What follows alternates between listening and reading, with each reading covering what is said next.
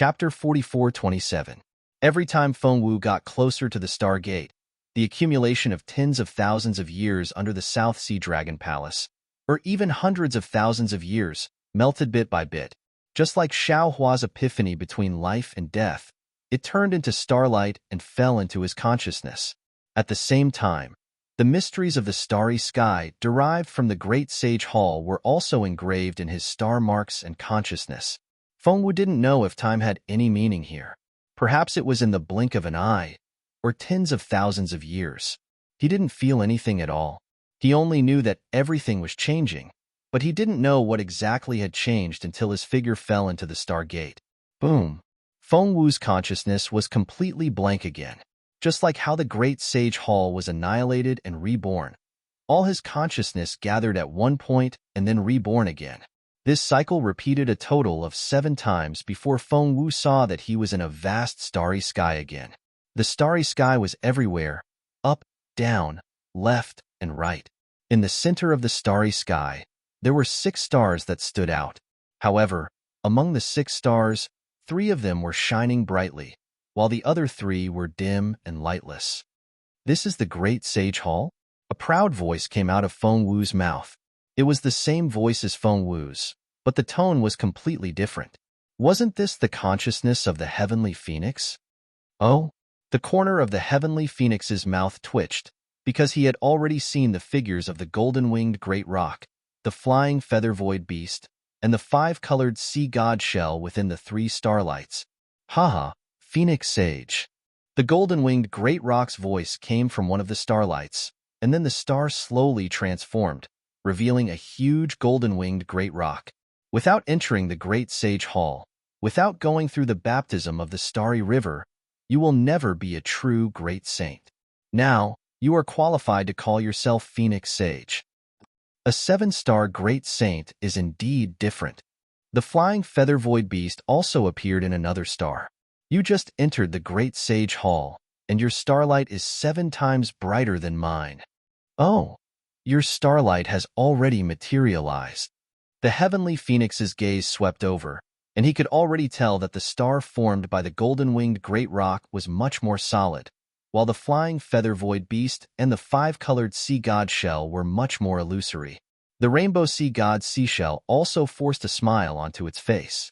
The Holy Phoenix's starlight has already been withdrawn, and it's not far from materializing. Boom, boom, boom. Before the 5-colored sea god seashell could finish, in the starry sky, the 7 stars shine brightly. Along with this light, the star patterns on the Heavenly Phoenix's back suddenly rush out of the monster body. An extremely strong suction force is generated from the star patterns. This suction force ignores space and falls into the 7 stars. Boom! The 7 stars shattered at the same time and issued a loud sound. They turned into countless stardust particles and fell into the ruins of the Big Dipper. What's going on? Even the 5-colored seashell and the flying feather-void beast were shocked. They had never seen anything like this before, nor had they seen anything like this in the records of the Great Sacred Hall. They didn't know what was going on.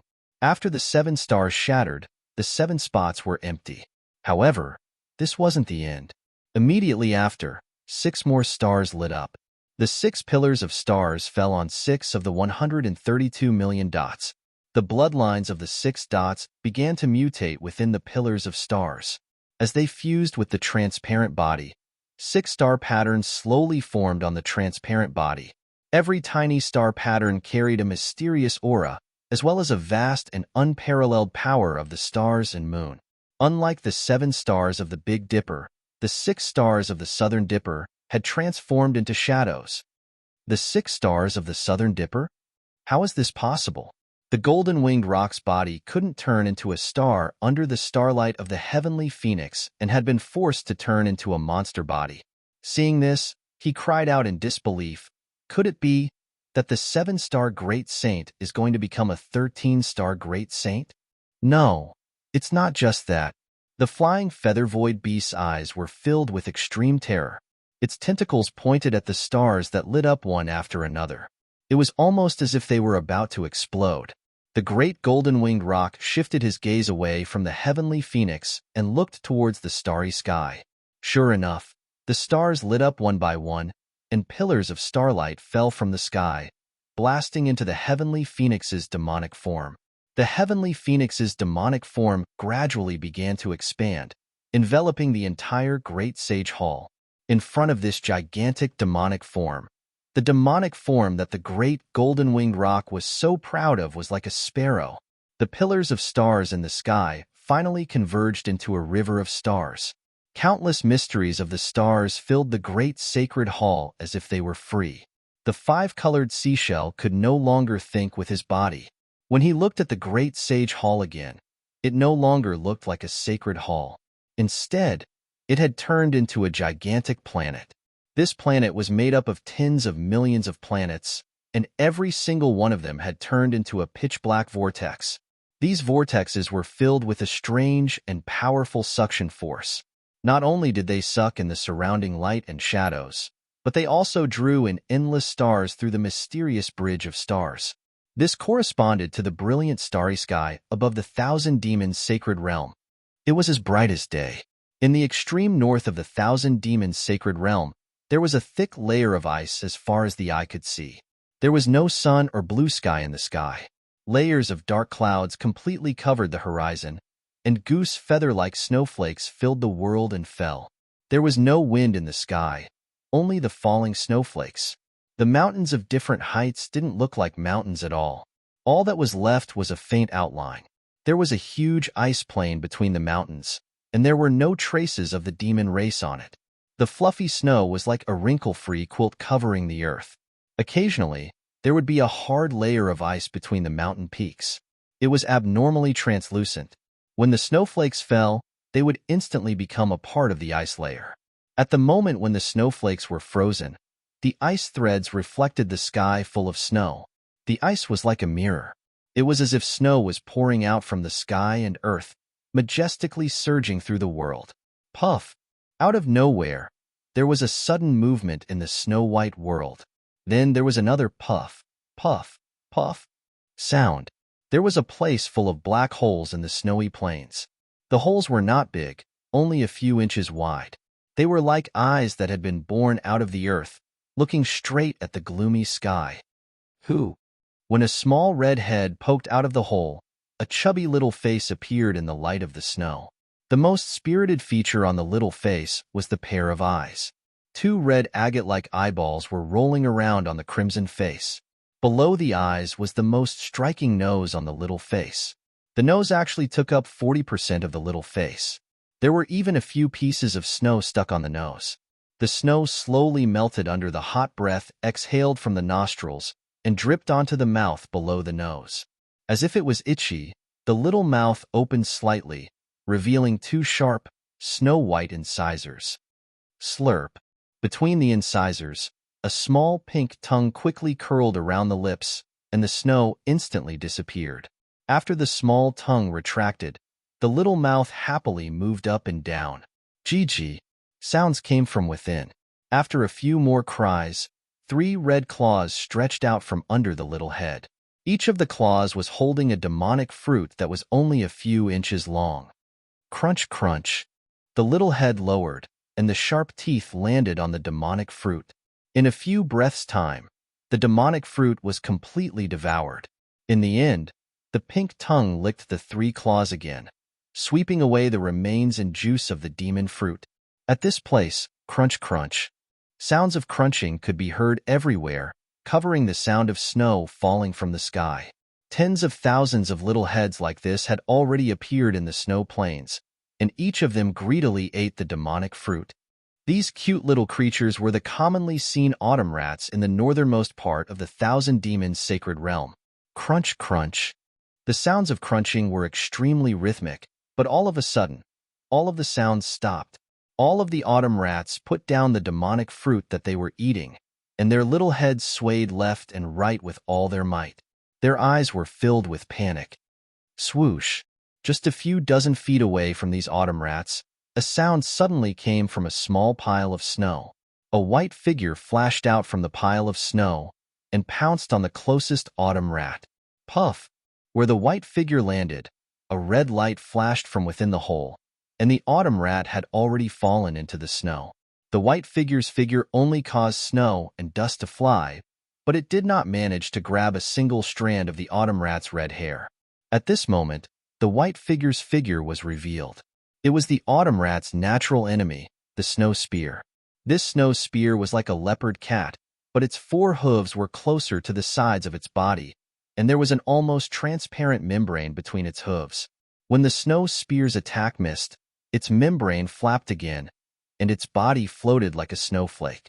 It was as fast as lightning, and it attacked the closest autumn rat. Swoosh! The autumn rat immediately retracted its head, but the snow spear's figure swayed, and it actually abandoned the autumn rat and turned to the other side. Over there, another autumn rat stuck its head out of the hole in the snow, as if it was watching a show. It was not in a hurry to escape, as if a life-and-death battle on this lonely snowy plains was also interesting. Seeing the snow spear suddenly pounce on it, the autumn rat was greatly frightened. It was already unable to dodge, and its little head only retracted half an inch. Puff! The snow spear's claws landed on the autumn rat's skull with lightning speed, and some green-red blood spurted out while emitting hot air. Once the snow spear succeeded, it did not stop at all. Its membrane flapped, and its figure flew into the distance. Under its sharp claws, the snow spear's corpse dripped with blood, and it fell onto the snowy plains. Looking at the distant autumn rats, as the snow spear flew away, they began to become active again. They did not panic just because an autumn rat was killed, and the autumn rats that were slightly further away did not even notice that an autumn rat was killed. Chapter 44:28. However, just as the snow sprite's sharp claws dragged the autumn rat across the snowy plains and was about to choose a place to eat, the snow sprite's body suddenly stopped.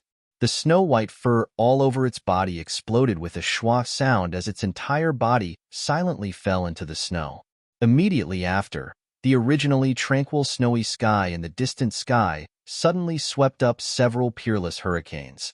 The hurricanes were like huge spirals that swept across the sky ostentatiously.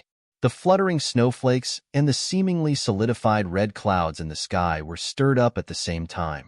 It was the appearance of a storm. What was special was that just as the hurricanes rose, a valiant aura of a king surged over from afar. It couldn't help but fill up the entire sky. Even the snow on the snowy plains and mountain ranges were swept up. Even the solid ice city cracked with creaking sounds. Whoosh! The snow spear instinctively threw away the autumn rat's corpse. Its body didn't run away at all. It immediately rushed into the snow and disappeared in a moment. Looking behind the snow spear, the originally cheerful autumn rats had long disappeared without a trace. Only the corpse of the autumn rat with green-red blood flowing on its head was left staring blankly at the sky, allowing the swirling snowflakes to float past its big nose. The snow spear looked up at the sky. Autumn rat looked at the sky. As the wind blew and the clouds swayed, 3 huge figures appeared. The first was a dragon. The dragon bared its fangs and brandished its claws. Demonic clouds covered its body. Behind the dragon was a vermilion bird with flames all over its body. The vermilion bird's flames burned the space until it distorted. Its entire body gave off an ethereal feeling. On the vermilion bird's right was a huge spider with a colorful body. This spider was different from ordinary spiders. Its entire demonic body was slightly longer, and its huge claws flashed with a pitch-black luster. Between the spider's carapace and between the joints of its claws, there was a lot of golden fur. The fur swayed in the wind, and a lot of pitch-black demonic chi surged out. The demonic chi was mixed with thick blood. When it landed on the spider's carapace, it actually revealed the shape of dragon scales. What was special was that on the spider's swaying head, some valiant dragon would faintly emerge from a protrusion from time to time. Weren't the 3 demons who had broken the tranquility of the snowland the 3 great saints of the demon race who had come to the northernmost part of the 1,000 demons' sacred realm for an exploration? The mystic armored pentaceratops, the red flame vermilion bird, and the nether dragon spider? The 3 great saints of the demon clan naturally couldn't pay attention to autumn rat and snow shark on the snowy plains. That huge figure flashed past Autumn Rat's dead eyes, and his vast vital consciousness had already scattered into the distance. Cough, cough. The nether demonic dragon spider coughed and said in a hoarse voice, Dragon Sage, who do you think this new 7-star Great Saint is? I've been waiting in the Great Sage Hall for so long, but he hasn't come? Could it be that he can avoid the Great Sage Hall star bridge? Humph.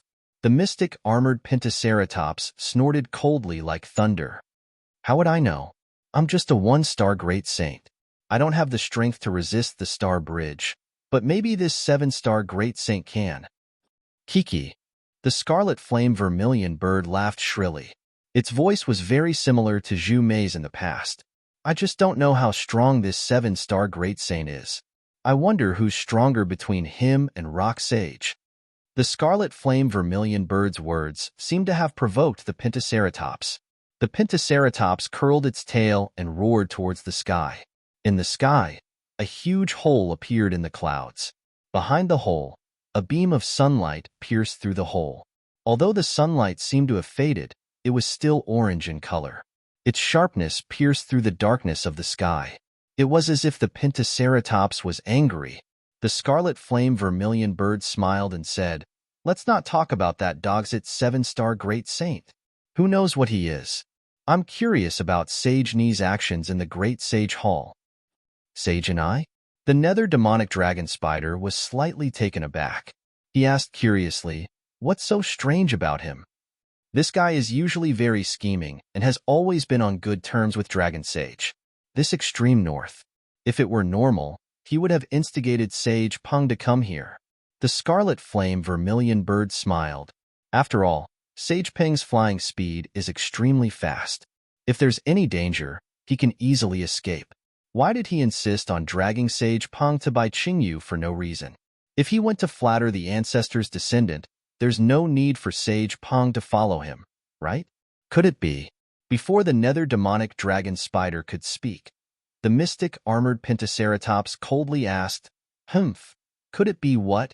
Could it be that he knows about the 7-star Great Saint's background? Then he turned to approach Sage Peng? Or could it be that this 7-star Great Saint is related to the ancestor? The scarlet flame vermilion bird probed.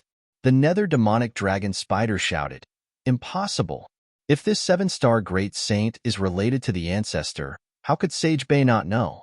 That day in the Great Sage Hall, he solemnly swore that the ancestor had never appeared in the past 10,000 years. Sage Bei? His head. Oh, wrong. His brainless demonic body?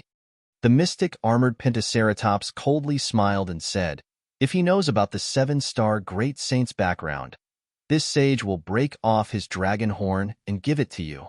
Haha, Dragon Sage, you said it yourself? The nether demonic dragon spider laughed and said, This sage has been coveting your dragon horn for a long time. Damn it. If this sage dares to give it to you, you dare to take it? The mystic armored Pentaceratops glared at the nether demonic dragon spider. Although you have the demonic dragon's bloodline, are you sure you can subdue the dragon intent in this sage's dragon horn? Hee hee, how would I know if I don't try? Dragon Sage, why don't you let this sage try? The nether demonic dragon spider said shamelessly. Scram. The mystic armored Pentaceratops roared and shouted, This sage doesn't have time to dawdle with you. Let's hurry up and see what's going on in the Qijing, Yuanfeng, and Bingqin demon realms, then quickly return to Cultivate.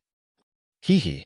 Seeing that the mystic armored Pentaceratops didn't want to talk about the Golden Rock, the scarlet flame vermilion bird smiled and said, Speaking of Bai Qingyu, this sage has some news. What news? The mystic armored Pentaceratops' curiosity was piqued, and he couldn't help but ask, Dragon Sage, the Qijing demon realm isn't far from here, right? Let's hurry over and take a look. The scarlet flame vermilion bird said solemnly, After all, the 3 demon realms have been completely destroyed, and even the great demons of Tsangyu Heaven haven't returned. Damn it! The mystic armored Pentaceratops roared. Rumble. A pitch-black thunderbolt appeared out of nowhere. Speak quickly. If you don't speak, this daddy will kill you. Don't be anxious, Dragon Sage. The scarlet flame vermilion bird replied with a smile. unafraid of the mystic armored Pentaceratops. This sage merely happened to hear the discussion of two great demons when passing by the dark flux demon realm. At first, this sage didn't pay much attention to it, but when Sage and I pulled Sage Peng to Bai Qingyu in the Great Sage Hall, this sage recalled this matter. Sparrow Sage, you are quite scheming, the nether demonic dragon spider said with a smile. You actually restrained yourself from mentioning Bai Qingyu's matter until now.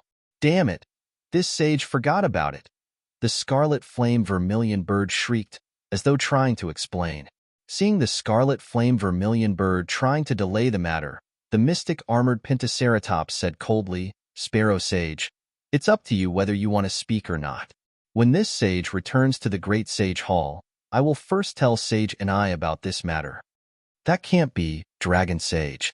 The scarlet flame vermilion bird said with a bitter expression. You also know that Sage and I is the type to seek revenge for the smallest grievance. This sage only knows a little bit of information, so it shouldn't be enough for him to remember it, right? Speak quickly. The mystic armored Pentaceratops roared again. The scarlet flame vermilion bird wasn't delaying the matter. He was testing whether the mystic armored Pentaceratops really didn't know about Bai Qingyu's matter. Unfortunately, he couldn't see anything from the mystic armored Pentaceratops' expression. Thus, he said with a smile, this sage heard that Bai Qingyu was holding a banquet. It seems that Bai Qingyu's demon king suppressed a human cultivator and wanted to use him to attract some humans to serve as food. What kind of bullshit is this? The mystic armored Pentaceratops didn't wait for the scarlet flame vermilion bird to finish speaking. The matter of a demon king attracted Sage and I? Sage and I even pulled Sage Peng over? Did he think that a human cultivator could lure the human race's sage of literature? Unless the human cultivator was immortal Emperor Go Qin's princess. The nether demonic dragon spider immediately followed up on the mystic armored Pentaceratops' words. If it was immortal Emperor Go Qin's princess, that demon king wouldn't dare to suppress her even if he had 10 times the guts. Spider Sage, you're too full of yourself. The scarlet flame vermilion bird laughed. Bai Qingyu's demon king is Sage Bei's descendant. So what if he's Sage Bei's descendant? The nether demonic dragon spider asked, unconvinced. Even if Sage Bei wanted to suppress an immortal Emperor Go Qin's princess, he had to consider the consequences. What if it was you, ancestor? The scarlet flame vermilion bird's crimson flames shot up for thousands of feet. The nether demonic dragon spider was at a loss for words. The mystic armored Pentaceratops laughed. Spider Sage, don't listen to Sage Vermilion Bird. Why would ancestor care about a demon king? That's right. The nether demonic dragon spider immediately glared at the scarlet flame vermilion bird and shouted, why would ancestor care about a human cultivator? This human cultivator naturally isn't immortal Emperor Go Qin's princess. The scarlet flame vermilion bird didn't care and said casually, as for who she is, I don't know. However, I do know that other than Bai Qingyu, there's also Shrouding Sky Ridge and Ancient Bell Mountain. Shrouding Sky Ridge? Ancient Bell Mountain? The mystic armored Pentaceratops was a bit surprised. Are those all the demon realms of Sage Bei's descendants? Of course not. The scarlet flame vermilion bird laughed. Shrouding Sky Ridge is the demon realm of one of Sage Peng's descendants, and Ancient Bell Mountain is the demon realm of one of Sage Ni's descendants. No wonder you didn't say anything in the Great Sacred Hall. The nether demonic dragon spider waved its claws in the air as if it was laughing. So these 3 demon realms are related to Sage Peng, Sage and I, and Sage Bei. That's good. The mystic armored Pentaceratops said faintly, if Sage Peng and Qi Jing came, I might be. Hee. Why would he drag me to Bai Qingyu? He probably has some other plans in mind, right? The mystic armored Pentaceratops suddenly exclaimed in surprise. Its dragon body suddenly emitted a blinding light as it turned into a ray of light and rushed forward. Chapter 44:29. The scarlet flame vermilion bird was taken aback when he saw the profound armored pentahorn dragon's strange behavior. He hurriedly released his yuan will, and as expected, when he saw the situation in the distance, he was also shocked. He spread his wings and flames burned fiercely. The scarlet flame vermilion bird's huge body also disappeared in a flash. We're already here. What's the hurry? The nether demonic dragon spider muttered as its body shook. Then, a dozen of its claws tore the space apart, and its figure disappeared. When the three great saints of the demon race appeared in the sky, their gazes fell on the ground in front of them, and they remained silent for a long time. Beneath the three great sages was an abyss that spanned 1,000,000 miles. The abyss was at least 10,000 feet deep. Inside the abyss, snowflakes danced in the air, but the strange thing was that the abyss was different from the snow on the ground. At the bottom of the abyss, there was a thin layer of snow. Due to the heat of the earth, there were many places where the dark green soil was exposed to the night sky. However, there seemed to be a layer of phosphorescence in the dark green soil, which shone brightly in the night sky. This abyss was actually so big that one couldn't see the end of it. Layers upon layers of light flickered like sparkling waves. How can this be? After a long while, the nether demonic dragon spider said in a low voice, "The whale demon realm is an inland sea, right? How did it become an abyss?"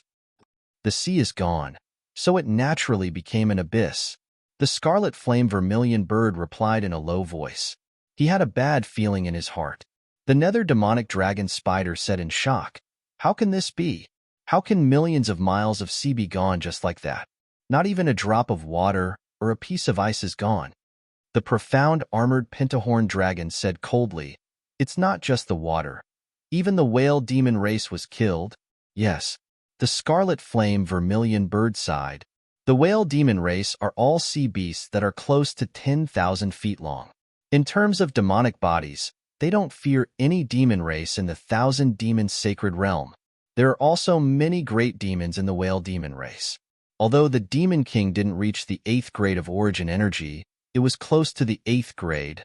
The great demons of Blue Moon Sky all died here. How could a demonic beast king with an upper 7th grade elemental energy survive?" The profound armored pentahorn dragon said coldly. "The problem is," the nether demonic dragon spider said curiously, "it's not just the monster kings and great monsters. There are many sea monsters in the Qijing demon realm. Apart from the Qijing, there are also Jibao, Qingkuan, and other monster clans. Although they are not as large as the Qijing, they are also very agile. How could they not know how to escape? Take a look at this place. Not only is there no seawater, there isn't even a single piece of flesh or remains. It is indeed rather strange." The profound armored pentagonal dragon said coldly, "I'm afraid the humans are up to something. Let's go check it out. Didn't the human race have a saying? If you don't want people to know, don't do it in the first place. Since you've done it, you'll definitely leave behind some clues." "All right." The crimson flame vermilion bird nodded and flapped its wings, flying in a certain direction. The mystic Pentaceratops dragon let out a long roar and also flew in a certain direction. Only the netherworld demonic dragon spider hesitated for a moment before it also rushed in a certain direction. In less than an hour, the three great saints had all returned to the sect. "Dragon Sage, Sparrow Sage?"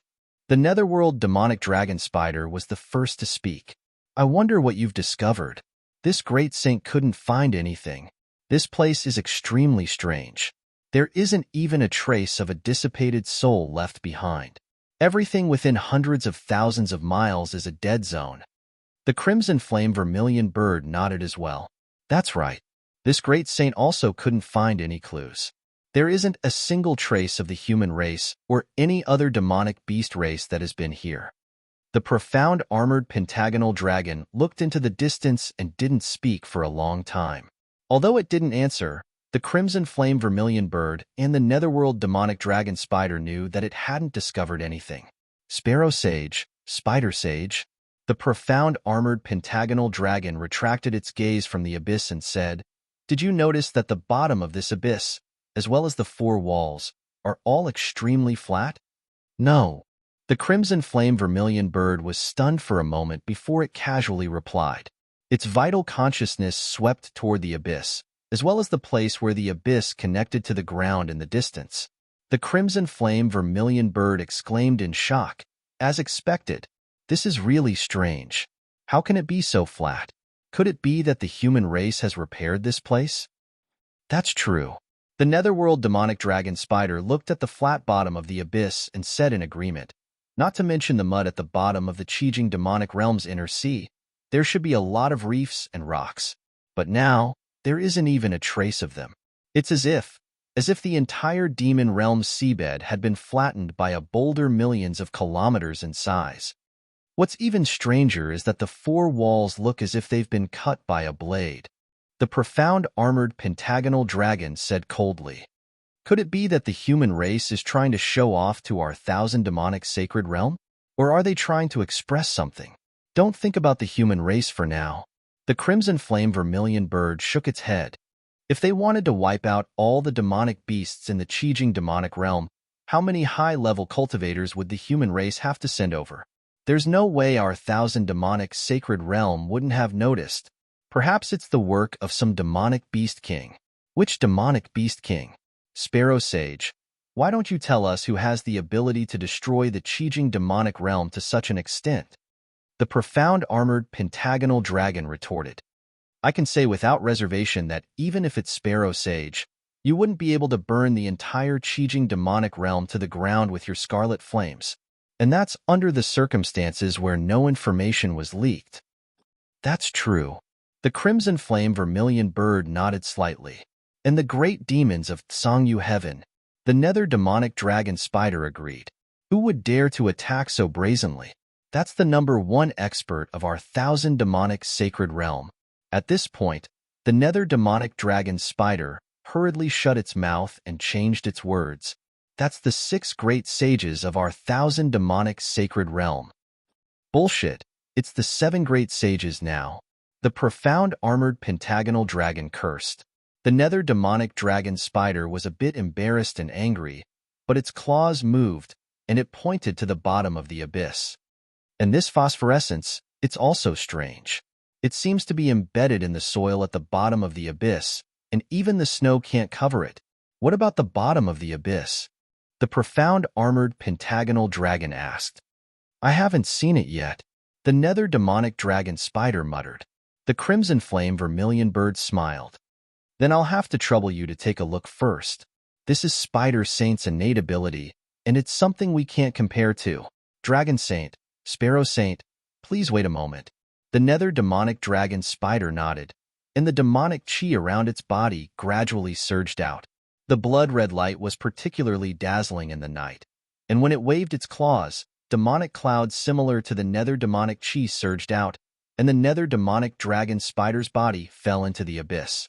Seeing the nether demonic dragon spider's body disappear, the crimson flame vermilion bird suddenly said, Dragon Saint, you really didn't find anything? Oh, what does Sparrow Saint mean? Could it be that you think I wouldn't say anything if I found something? The profound armored pentagonal dragon asked coldly. The crimson flame vermilion bird chuckled and said in a low voice, That's not it.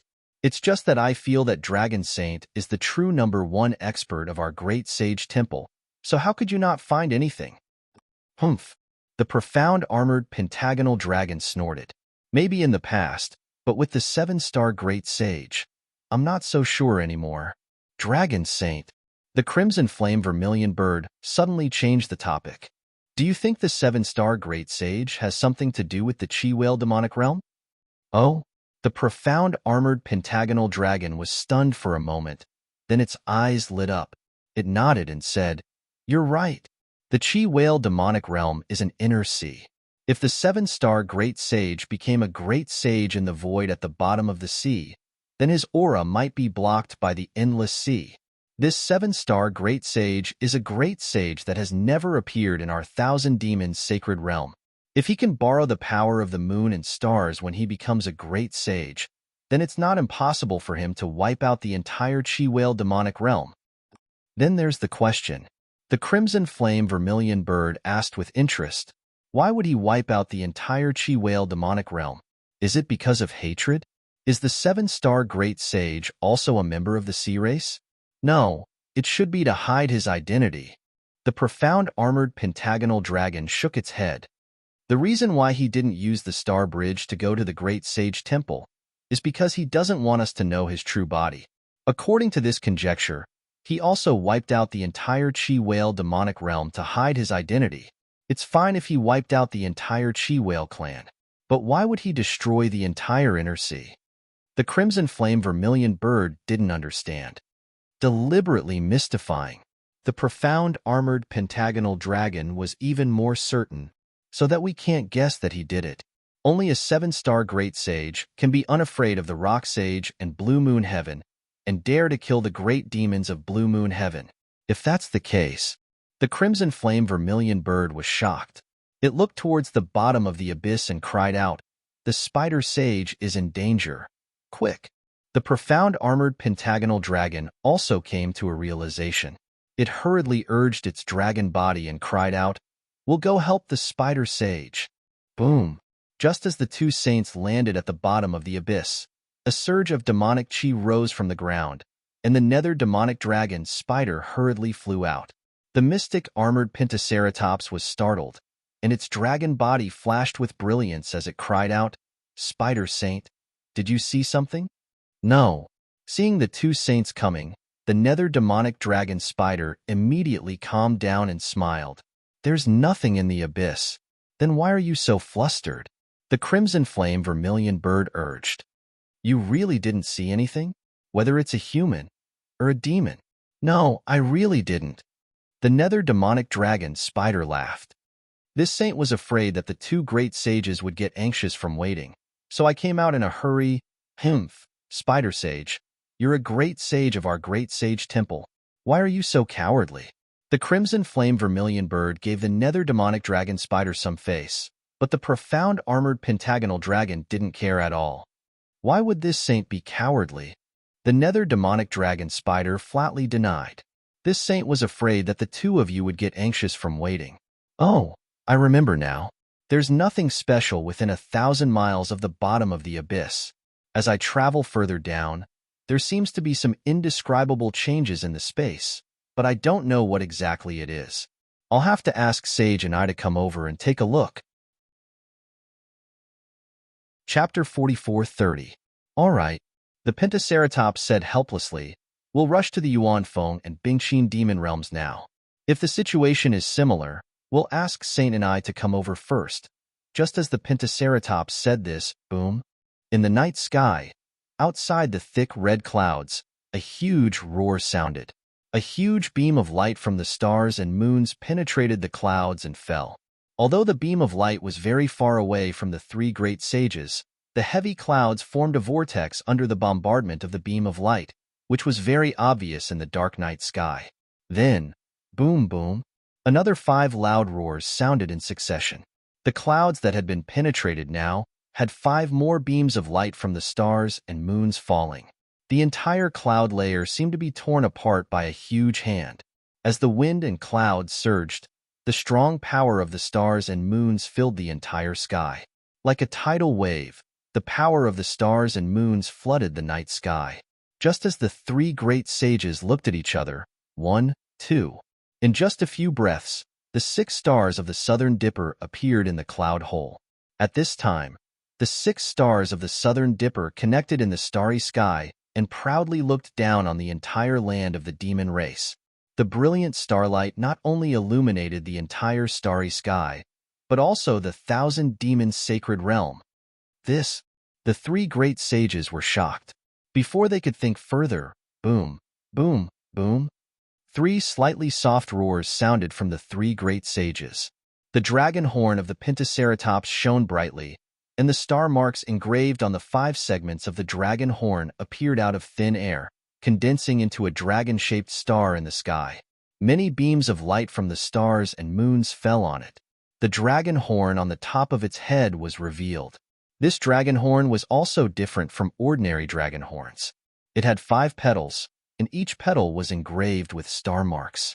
These star marks flashed with a black brilliance under the crystal flowers, and they actually condensed into the shape of a dragon star. As for the scarlet flame vermilion bird, each of its wings had half an eye-catching star scar. These star scars emitted starlight along with the scarlet flames. When the pillars of starlight and moonlight fell into these star scars, they also appeared out of thin air like stars. The nether demonic dragon spider was a little different from the other two saints. First, blood gushed out from his abdomen, and then, more than half of a blood-colored star mark appeared. The beam of starlight and moonlight first fell on the blood before penetrating the star mark. As the star shadow rotated, a star shadow emitting the aura of the netherworld appeared below the nether demonic dragon spider. The eighth great saint? The nether demonic dragon spider cried out in surprise. Not just the eighth great sage. The mystic armored pentaceratops sensed the surging starlight tide in the entire thousand demons' sacred realm, and coldly said, "And it's a six-star great sage." "That's impossible," the crimson flame vermilion bird cried out. "Since when have the great sages of our thousand-beast holy realm become so cheap?" It had only been a few months, yet two great sages had appeared in succession. One is a seven-star great sage, and the other is a six-star great sage. How are the other great sages supposed to live? Boom, boom, boom.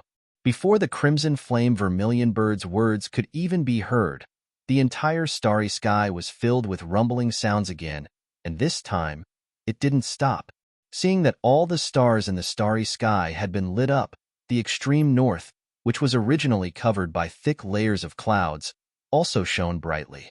Endless beams of light from the stars and the moon descended, not only sweeping away all the clouds, but also illuminating the earth as if it was daytime. 7 stars, 8 stars, 9 stars, 10 stars, 11 stars. The nether demonic dragon pearl stared dumbfoundedly at the stars that lit up one by one. It was still counting in a daze. In the end, it simply stopped counting and roared, "Could it be that a supreme saint of myriad stars has appeared in my thousand demons' sacred realm? It's not just 10,000 stars." The crimson flame vermilion bird was also somewhat puzzled. He coldly said, "It should be called the 10,000 stars great sage. No, this isn't a newly ascended great sage." Suddenly, the pentaceratops mystic armored pentaceratops pointed at where the Big Dipper was and shouted, "The Big Dipper doesn't have any brilliance at all. It's different from when we became great sages. This should be the work of that mysterious 7-star great sage." At this point, the 3 great sages looked at each other as if they had been enlightened. They shouted in unison, "Great Sage Hall. Galaxy Marrow Cleansing. Quick, let's hurry back to the Great Sage Hall." At this point, the Pentaceratops mystic armored Pentaceratops no longer cared about exploring the Yuan Feng and Bingqin demon realms. He hurriedly said, "This 7-star great sage is too cunning. He tricked us into coming to the contract whale, and while Saint and I and the others went to buy Qingyu, he used the star bridge that never disappeared to go to the Great Sage Hall to cleanse his marrow. From the looks of it, he must have grasped the ancient secret of the Great Sage Hall. If I'm not mistaken, he has a great secret. It might even be disadvantageous to us 6 great sages. We must take advantage of the fact that he has yet to complete his purification and kill him." Kill Myriad Star Great Sage? The nether demonic dragon spider was terrified. Even if we 6 great sages join forces, we're still no match for him. If he takes it one step at a time and slowly draws in the power of the stars, we naturally won't be his match. The profound armored pentagonal dragon urged its body forward, not caring whether the nether demonic dragon spider had caught up or not. It yelled, "Unfortunately, his greed is insatiable. He actually wants to activate all the stars in the entire Great Sage Hall. With so many stars wanting to carve star marks on his body, how could he possibly withstand it? Also, if we 6 great sages join forces, won't we take advantage of the time when he's focused on his marrow cleansing to make our move?" "That's right. Let's go." The vermilion bird also shouted. If I'm not mistaken, Saint Pong, Saint Nai, Saint Bei, and even the great ancestor should be rushing to the Great Sage Hall. Let's hurry back. The figures of the 3 great sages flashed in the night sky that was as bright as day, leaving behind a seemingly endless abyss that was incomparably cold under the starlight. Seeing that the night was as bright as day, Xiaohua already understood that this was a phenomenon caused by the 7-star great sage, Feng Wu, entering the Great Sage Hall. However, Seeing that the stars in the sky had all fallen to dust, Xiao Hua was still greatly shocked. He sent a group of disciples and cultivators back to Shunhua continent while he slowly flew in the starry sky. He felt the power of the stars and moon lingering around him like a lover's kiss, and he couldn't help but think to himself, this heavenly phoenix. What's his background? What's his goal? That day in the legacy realm, that voice was already extremely strange, and this heavenly phoenix's voice was even more resolute. What has the heavenly phoenix decided? It seems like this decision is very difficult, and it's better to die than to live. Legacy realm, legacy realm. As the name implied, it was a place where the legacy of the younger generation was left behind. If the bloodline of the absolute saint was given to thousands of demons, it would naturally be a legacy. However, if this legacy was completely absorbed by the heavenly phoenix, what would it be? What kind of demon will it become? Absolute sage demon? That day in the legacy realm, this Xiao already felt that it was inconceivable that the heavenly phoenix obtained the bloodline of the absolute sage. Now, looking at the starry sky, this Xiao really doesn't dare to believe it. This demon itself, how big of a secret does it have? The more Xiao Hua thought about it, the more he felt that this world was truly too big. He was already a Mahayana realm human, and was considered a supreme existence in the 3 continents. However, in front of these mysteries, he was inferior to an ant. Everything else aside, just the divine punishment that day, even a demon as strong as Bei Xian couldn't resist at all in the face of the divine punishment. The entire 1,000 demons sacred realm, the bloodline of an entire continent shell race, was taken away in that instant. Perhaps this is the realm that this Xiao should pursue. All of a sudden, Xiao Hua himself seemed to have transformed into a phoenix, into a heavenly star that overlooked the stars. All of the ordinary methods of the mortal world could not be seen in his eyes, and even some of the gratitude and grudges became fetters. Of course, it was only for an instant. Xiao Hua understood something again. He thought of the scene when he comprehended the primordial violet aura in the primitive continent. He looked at the bright moon and stars, and countless demonic auras in the boundless 1,000 demons sacred realm. He smiled and said, "This is the Phoenix Parasol's opportunity, and also the heavenly phoenix's ambition. It has nothing to do with this Xiao.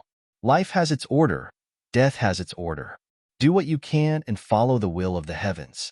No matter where you go, don't let down the beautiful scenery by the roadside. This kind of life is interesting, right? I wonder if the heavenly phoenix, who bears such a heavy responsibility, knows what this Xiao is thinking? However, this Xiao still can't remember the origin of the heavenly phoenix. This memory is too old, just like the dragon vein. Of course, if nothing unexpected happens, it should be related to the primitive continent. The primitive continent, it's really a mysterious continent. Perhaps if there's a chance, in the future. I'm afraid I'll have to go and take a look again." Roar. Just as he flew more than 10,000 li away from Baiqingyu, an owl-like demon flapped its wings and pounced toward Xiao Hua with a roar. Not only did some black aura seep out from the feathers on this demon's body, the omnipresent splendor of the stars and moon condensed into an illusory figure that was several times larger around him. That demon looked very powerful as it bared its fangs and brandished its claws. Hee. Xiao Hua smiled slightly. He raised his right hand, bent his middle finger, and then flicked it. Whoosh! The beam of moonlight shot out from between his fingers like an arrow. Boom! The beam of light hit the center of the demon's eyebrows at lightning speed. The beam of light, which was several feet in size, exploded like fireworks. Eoeoeo! The demon howled as it fell from the sky. It smashed into a mountain valley. Its huge wings flapped weakly, and its entire body twitched. However, the demon couldn't fly at all. Xiao Hua looked at this demon that was at the 5th grade of origin power and raised his index finger again. At this time, his index finger was already flashing with sword light. As long as Xiao Hua's index finger fell, this demon definitely wouldn't be able to see the sun of tomorrow. However, just as Xiao Hua's index finger fell, Xiao Hua laughed again. Damn it, why should I compete with this little demon? Not to mention that I'm already a Grand Ascension stage human, Feng Wu is already a great sage of the Great Sage Hall. Previously, he was already a 7-star Great Sage. If the golden-winged Great Pong hadn't made a breakthrough recently, the title of #1 expert of the demon race would definitely belong to Feng Wu. And now, Feng Wu is borrowing the power of the Great Sage Hall to engrave star patterns on his body. I believe that after this opportunity, even the golden-winged Great Pong won't be a match for Feng Wu. This 1,000-demon sacred realm will be his. This little demon is also his subordinate, so I can't make things difficult for him. I can only make things difficult for myself. Chapter 44:31. Ha ha ha. Xiaohua couldn't help but laugh. His figure turned into a streak of light as he flew into the distance. Half a meal later, the monster struggled to get up from the ground. He shook his head as if he had just woken up from a dream. His wings flapped as he shouted, "Damn it! Who is this human? How can he be so powerful? I've got nothing better to do. Why would I want to devour a human instead of using the power of the stars and moon? The power of the stars and moon entering my body is equivalent to several years of effort. Why would I waste my time?" The monster muttered as he guided the starlight into his body to refine his monster body.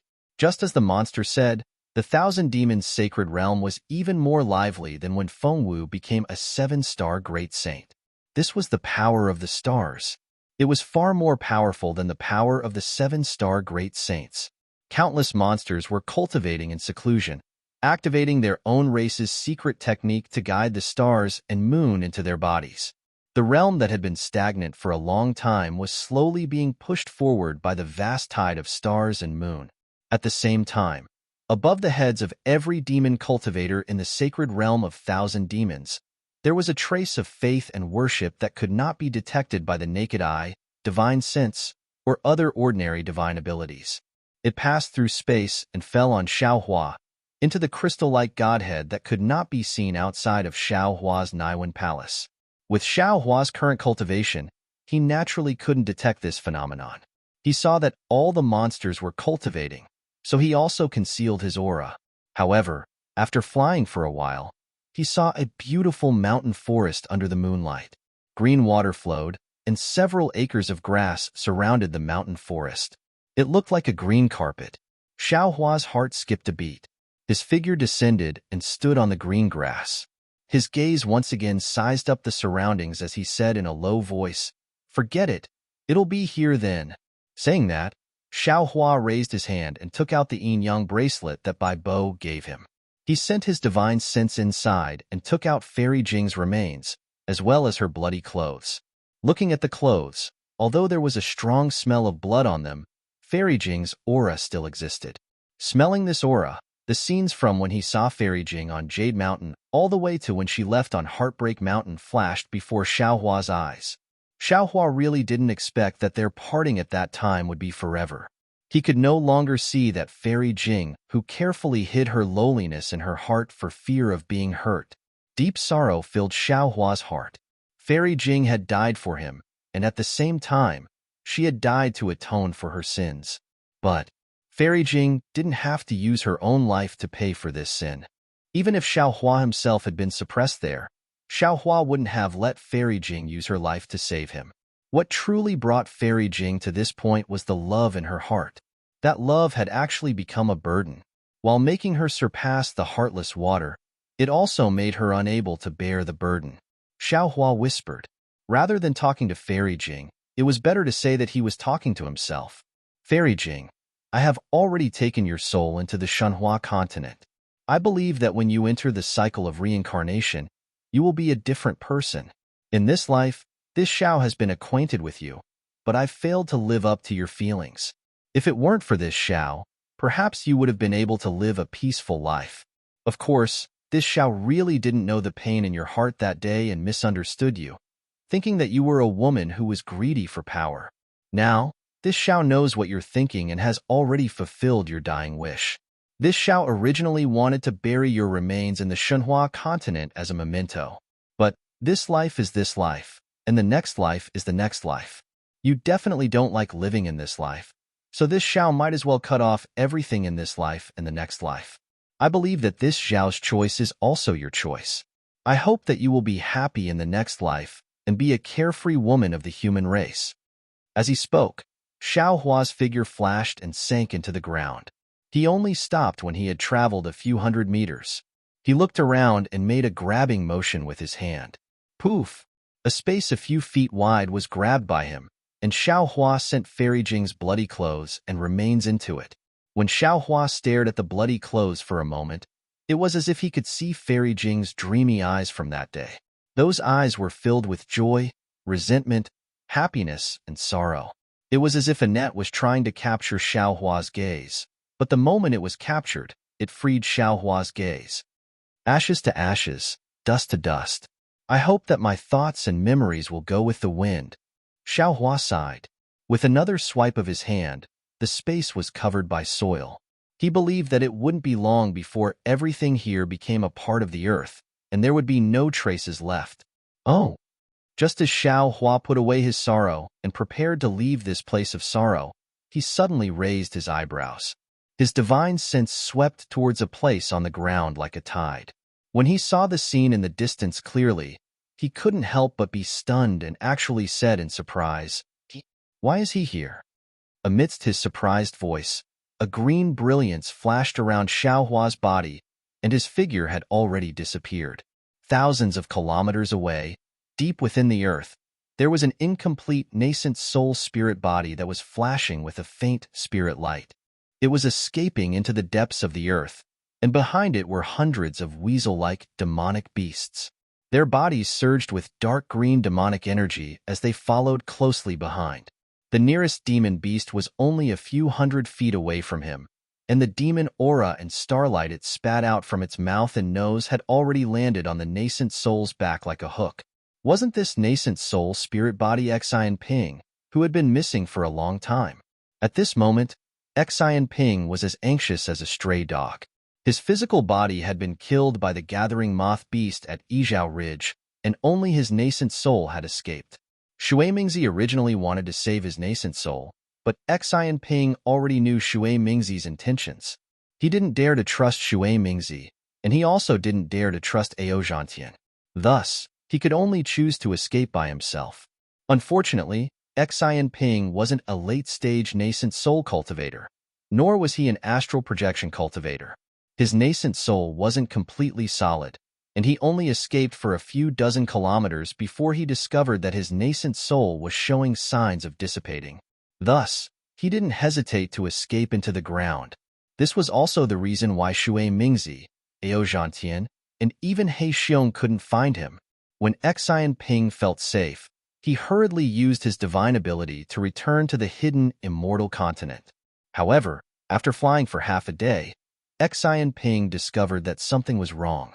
It was already extremely dangerous for a human cultivator with a physical body to fly in the Thousand Demons sacred realm. How could he, a nascent soul spirit body, leave the Thousand Demons sacred realm safely? In just half a day, Xian Ping's nascent soul spirit body had already been attacked by several groups of demonic beasts. However, they were only demonic beasts, and not demonic beasts. Xian Ping pondered for a moment and knew that he couldn't leave the Thousand Demons sacred realm by himself. Thus, he thought of the other Taoist cultivators who came to the Thousand Demons sacred realm to rescue Xiao Hua.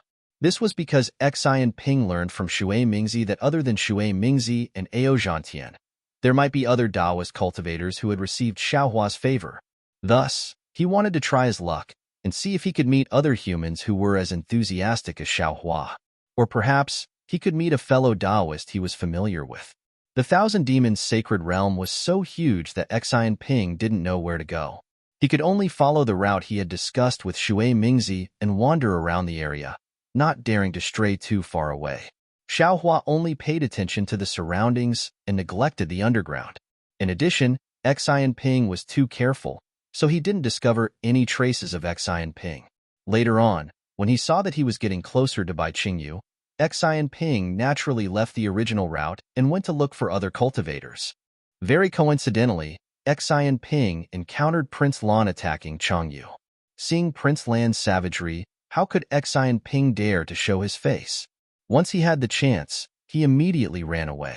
Afterward, before Xian Ping's luck arrived, Xiao Hua had already unleashed his might. The entire Bai Qingyu was engulfed in the flames of war. Xian Ping, who had a nascent soul spirit body, suffered even more. He didn't dare to think about running into any human cultivators. He only wanted to escape from the chaotic heaven-earth origin chi. Xian Ping's luck was naturally bad. He had just escaped from the battle when he was immediately discovered by some demonic beasts. Although Xian Ping could kill some of the demonic beasts, there were countless demonic beasts in the Thousand Demons sacred realm. His nascent soul spirit body was constantly dissipating. The aura of the spirit body was the best food for demonic beasts. How could he escape from the pursuit of those savage demonic beasts? In just a day, Xian Ping's nascent soul spirit body was on the verge of collapse. His primordial spirit had also been devoured greatly. Feng Wu's ability to summon the power of the stars was truly a feast for all the demonic beasts in the Thousand Demons sacred realm. However, for Xian Ping, who had a nascent soul spirit body, it was tantamount to a monstrous calamity. Not to mention, his spirit body was even more devastated under the impact of the starlight beam. His damaged primordial spirit became increasingly blurry. He increasingly didn't know where he should escape to and how he should escape. Under the brilliance of the starlight beam, those demonic beasts were several times more excited than if they had eaten countless demonic herbs. Even if Xian Ping went deep underground, he still wouldn't be able to escape from their pursuit. Just like that, Xian Ping flew to the left side of Xiao Hua. However, the moment Xiao Hua discovered him, the weasel-like demonic beast spat out demonic aura. This demonic aura was equally powerful in this extraordinary night. It actually produced a hook-like brilliance of the starlight beam. When this brilliance landed, Xian Ping's nascent soul spirit body was pinned down. No matter how Xian Ping urged his nascent soul, he couldn't escape. Ao. Seeing that the demonic beast in front of them had succeeded, the demonic beasts closest to them became even more excited. They let out a roar and spat out demonic aura, preparing to share the delicious food in their hands. Xian Ping, who was already on the verge of death, still had some instincts. After sensing the danger, he didn't hesitate at all. His nascent soul spat out a strand of silver blood. Within the blood, only a piece of the fan remained. With a schwa sound, his nascent soul spirit body was pulled away by the demonic aura of the demonic beast. The remaining 40% of his nascent soul spirit body escaped once again. Unfortunately, even so, Xian Ping only flew a few hundred feet before the demonic beast that had spat out demonic aura caught up. The demonic aura firmly sucked Xian Ping in. Chapter 44:32. Xian Ping, who was about to die, didn't have any extra consciousness. His spirit body was about to be devoured by the demon beasts. Suddenly, an incomparably powerful divine sense swept over. Before it even got close to Xian Ping, the demon beasts, who were extremely sensitive to danger, had already sensed it. Swoosh, swoosh, swoosh. The demon beasts closest to Xian Ping didn't hesitate at all. They decisively abandoned Xian Ping's nascent soul spirit body and fled into the distance. The 100 or so demon beasts that were just about to approach also fled in all directions. Xiao Hua didn't dare to be careless. After sweeping with his divine sense, he chased for a few kilometers before slowly retracting it. When his figure flashed and appeared beside Xian Ping, he hurriedly waved his hand.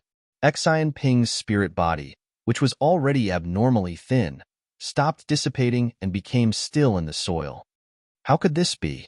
Xiao Hua's gaze swept over and immediately knew that Xian Ping had already reached the point of no return. Even the nascent soul spirit body's eyes had already turned gray, without a trace of divine light.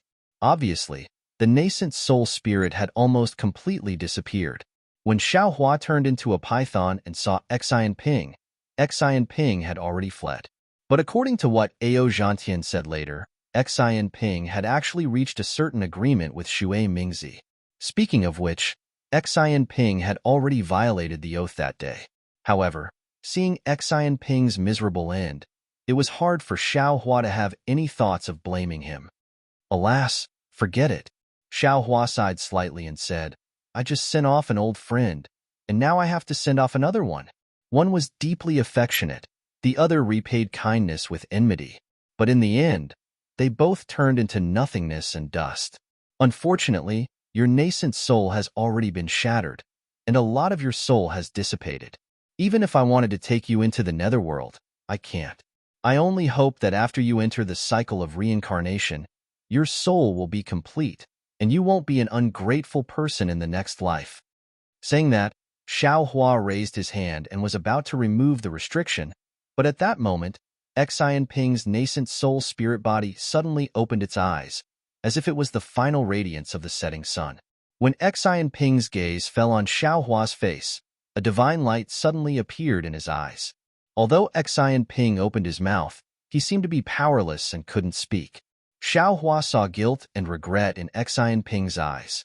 He smiled and said, Fellow Taoist Xian Ping, I know what you want to say. Shui Mingzi had already been executed. Everything from before is already in the past. Although you had some ideas in your heart, you didn't put them into action. I won't hold a grudge against you. Furthermore, I'm grateful that you came to the Thousand Demons' sacred realm to save me. You don't have to think too much about it, just go in peace. The blood oath you made earlier is now invalid. I hope you can be a man of indomitable spirit in your next life. Joy appeared in Xian Ping's eyes when he heard this. His head that was only left with an outline nodded slightly, as if he was gratified that Xiao Hua had forgiven him. However, this only lasted for a moment before the light in his eyes gradually dissipated. However, just as Xian Ping's spirit was about to dissipate, a look of excitement suddenly appeared on his face. He opened his mouth, but no sound came out. Fellow Taoist Xian, go in peace. Xiao Hua nodded slightly and said, Unfortunately, your 3 souls and 6 spirits are already incomplete. This Xiao doesn't dare to help you transcend. Swish swish. Just as Xiao Hua was speaking, Xian Ping's remaining spiritual body suddenly combusted without any fire. It was also within this spiritual fire that Xian Ping used up all his strength to anxiously ask, Chang Yu is, unfortunately, at this point, even if Xian Ping wanted to say the 4th word, he couldn't. With a flash of fire, everything turned into nothingness. Chang Yu? Xiao Hua was stunned. His mind turned rapidly as he thought to himself, Isn't Chang Yu? Suddenly, Xiao Hua was shocked. A golden light flashed between his eyebrows, and he was about to use the Buddhist 9 words divine ability. However, just as the golden runes gradually appeared, countless Buddhist chants rang out, and Xiao Hua stopped. His eyes looked at the void as if he could see Xian Ping's dissipating soul. After the time it took to brew a cup of tea, he said, Forget it. Your soul is already incomplete. If I use the soul summoning technique now, I'm afraid it will affect your reincarnation. This Xiao cannot harm you for the sake of my own interests, even if the information you know is very important to this Xiao. After he finished speaking, Xiao Hua's figure flashed, and he escaped from the ground. After rushing out of the ground, he found a mountain peak and sat down cross-legged. He rubbed his chin with his hand and looked at the starlight in the sky. He thought to himself, why did Xian Ping suddenly mention Chang Yu before he died? What did the words Chang Yu sure mean? When Xian Ping died, he didn't meet with Chang Yu. He didn't know that Chang Yu had perished together with the demonic beasts. The information he knew must be from the hidden, immortal mainland. If it was good news, Xian Ping wouldn't have sent a voice transmission. It could only be bad news. Could it be Chang Yu is a traitor? Could it be that Chang Yu had colluded with Shui Mingzi in the Soaring Dragon Mountain range? Did Xian Ping find out? Shui Mingzi was prepared to meet with Chang Yu. But who knew that this Xiao would appear, and Chang Yu wouldn't have the chance to meet with Shui Mingzi? Or maybe Chang Yu has colluded with the Grand Mist Ancestors' force. Did Xian Ping find out? Or did Chang Yu leak my Soaring Dragon Mountain range's disciples' whereabouts to the Thousand Demons' sacred land? Thinking of this, Xiao Hua's eyes narrowed. He shook his head slightly and muttered to himself, You may know a person for a long time without understanding his true nature. Back then, this Xiao treated Chang Yu well and gave him cultivation conditions that were not inferior to others. Did he really think that this Xiao would be suppressed by Qingyu's Beast King and unable to escape? Was he so eager to jump out? Didn't he think that even if he jumped out, what could he do? He still has Xiong Yi, Li Xiong, and Prince Lan before him. How could he control the Fortune Gate? Unless he killed 3 nascent Soul Realm senior brothers like the Southern Sea Dragon Palace's 4th Prince Aoqian. Only then could he. Thinking of Chang Yu's betrayal, Xiaohua couldn't help but feel heartache. He tried his best not to think about it, but for the Fortune Gate, he had no choice but to think about it. When Xiaohua thought of this, he was suddenly startled and unconsciously stood up. Buzz. It didn't matter if he stood up, but the space within 100 miles to his left produced the sound of air exploding and the sound of thunder. No, no. Xiaohua's eyes spun rapidly. If Chang Yu is such a scheming person, his best plan is not to come to the 1,000 Demons Sacred Land. It's best if he hides in the Soaring Dragon Mountain range. He only needs to wait for the Fortune Gate's disciples to be killed. Then he can claim to be the sect master in the Soaring Dragon Mountain range. Even if Xiong Yi and Prince Lan return, they must be seriously injured. Wouldn't it be easier for him to make a move? Of course, we can't rule out the possibility of him colluding with Shui Mingzi on the way to Bai Qingyu. A kind-hearted person would never think of others as his enemy. Therefore, in just a short moment, Xiaohua thought of an excellent excuse for Chang Yu. Of course, all of this was just a guess. Xiaohua pondered for a moment and called Taoist Wu out from the space. The moment Taoist Wu landed in the air, he immediately raised his head and shouted, "Damn it! Isn't Taoist Feng Wu too arrogant? What is he doing? Is he trying to alarm the entire 1,000 Demons Sacred Land? A great saint of the demonic race has entered the Great Holy Hall. Is he trying to call immortal Emperor Gochun and Vairocana revered Buddha over to observe the ceremony? I don't think this is what he wants." Xiaohua replied indifferently, not to mention that this might be the effect of the Great Holy Hall. The heavenly phoenix is in his body. It's not something he can decide. Oh, Taoist Feng seems a little depressed. Taoist Wu looked at Xiaohua and said, "Taoist Feng has just defeated the 1,000 Demons Sacred Land's old ancestor. You should be in high spirits." "That's nothing."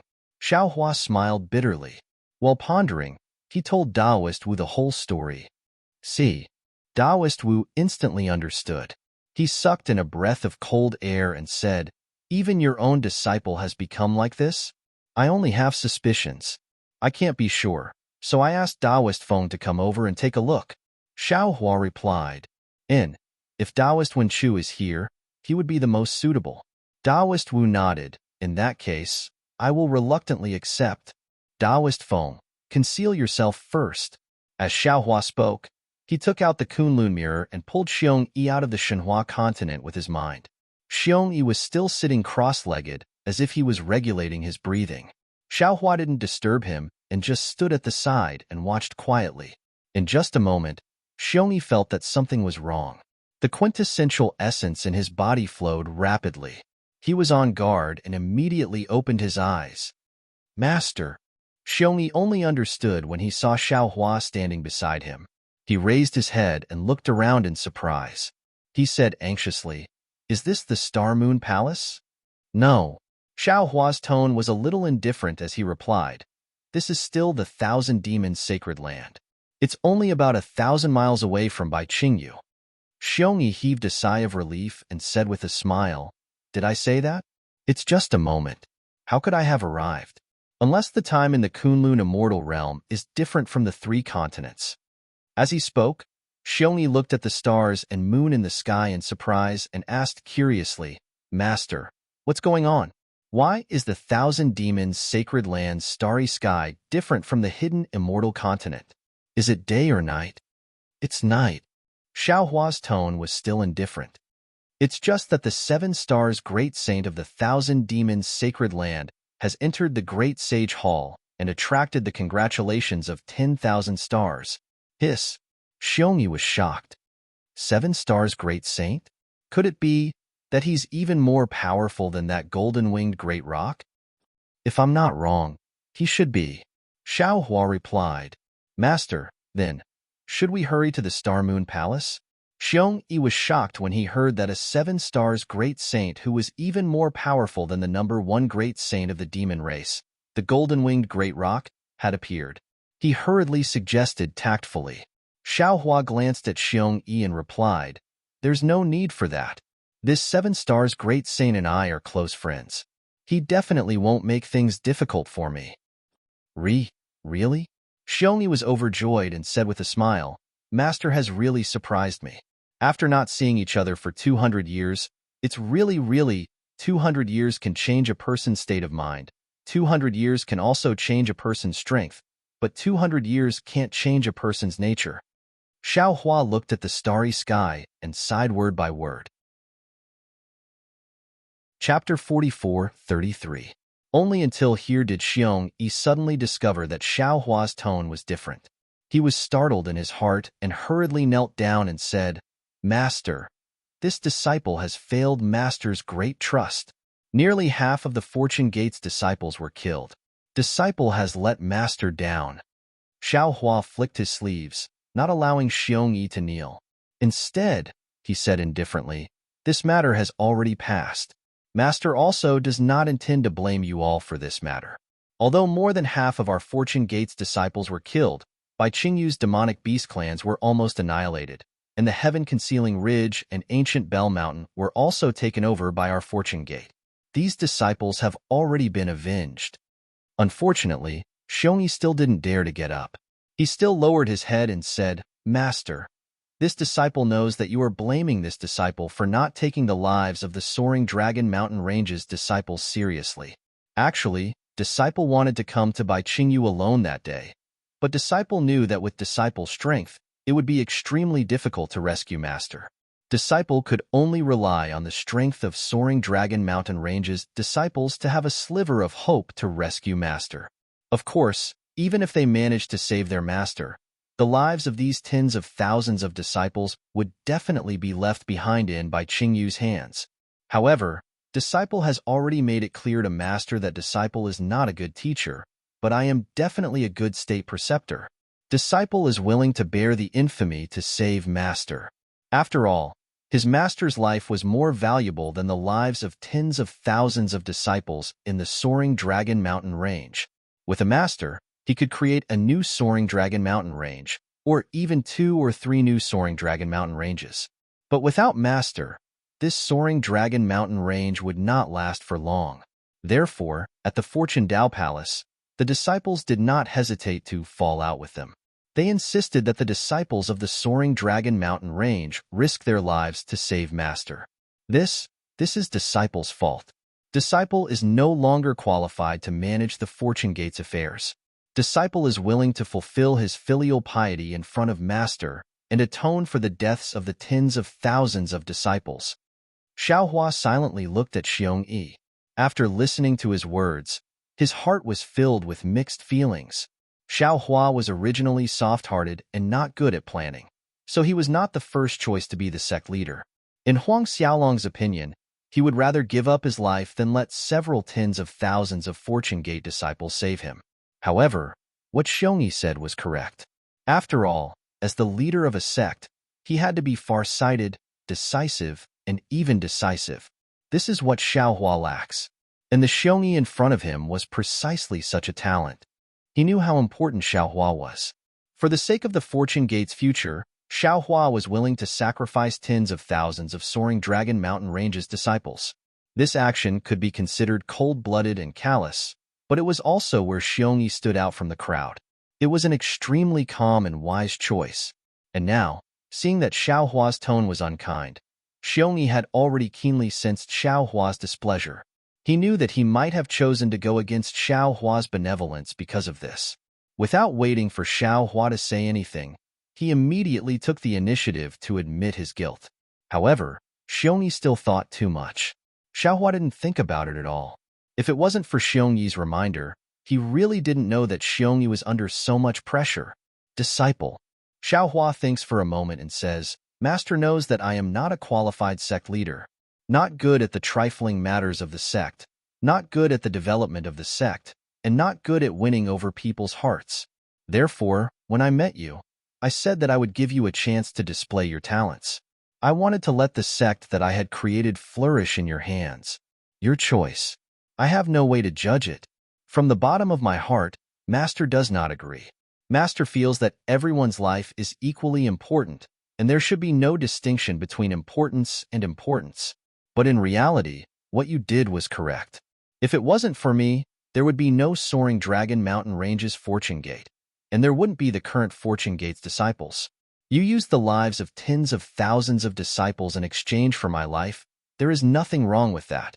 Therefore, disciple, you can rest assured that the Fortune Gate will still be yours in the future. Not only will you have to deal with the Fortune Gate's affairs, Master will also let you do.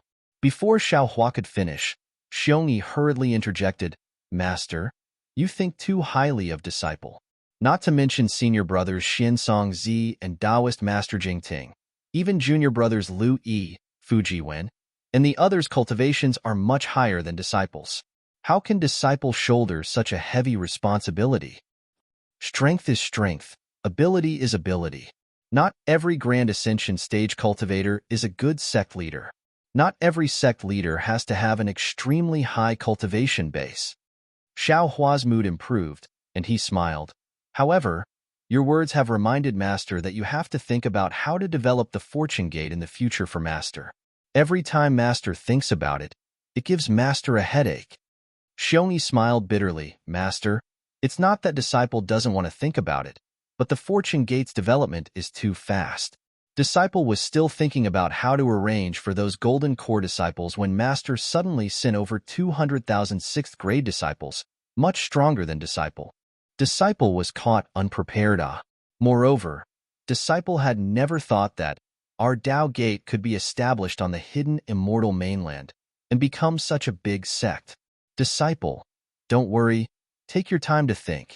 We have time, we have strength, and there will be opportunities in the future. Xiao Hua comforted. As long as what you do is beneficial to the Fortune Gate, Master will support you. Then, Xiongyi was relieved when he heard that. Seeing that Xiao Hua's mood had improved, he asked tentatively, Master, your words just now, what did you mean? I'm sure you already know what I told Ao Zhantian earlier. Back then, I saved many Taoist sect cultivators on the Yaodai Mountain. Xiao Hua thought for a moment when he saw Xiongyi's reaction. Xiao Hua roughly explained the situation to Xiongyi before saying, however, I didn't expect that these cultivators would actually jump out at the first sign of trouble and try to benefit from it. Hee, so that's how it is. Xiongyi laughed and said, didn't Master say before? A good sect leader doesn't necessarily have a good cultivation. In fact, in terms of winning people's hearts and expanding one's influence, one doesn't necessarily have to rely on absolute strength. Although Master's strength is powerful, it can only convince people on the surface, but not in their hearts. Once something happens to Master, some people will definitely jump out. Only a small portion of people are loyal, and the majority can only be used. Even if Master wants to use these forces, Master still has to use methods. Using kindness and coercion is one way, and using the advantages and disadvantages is another way.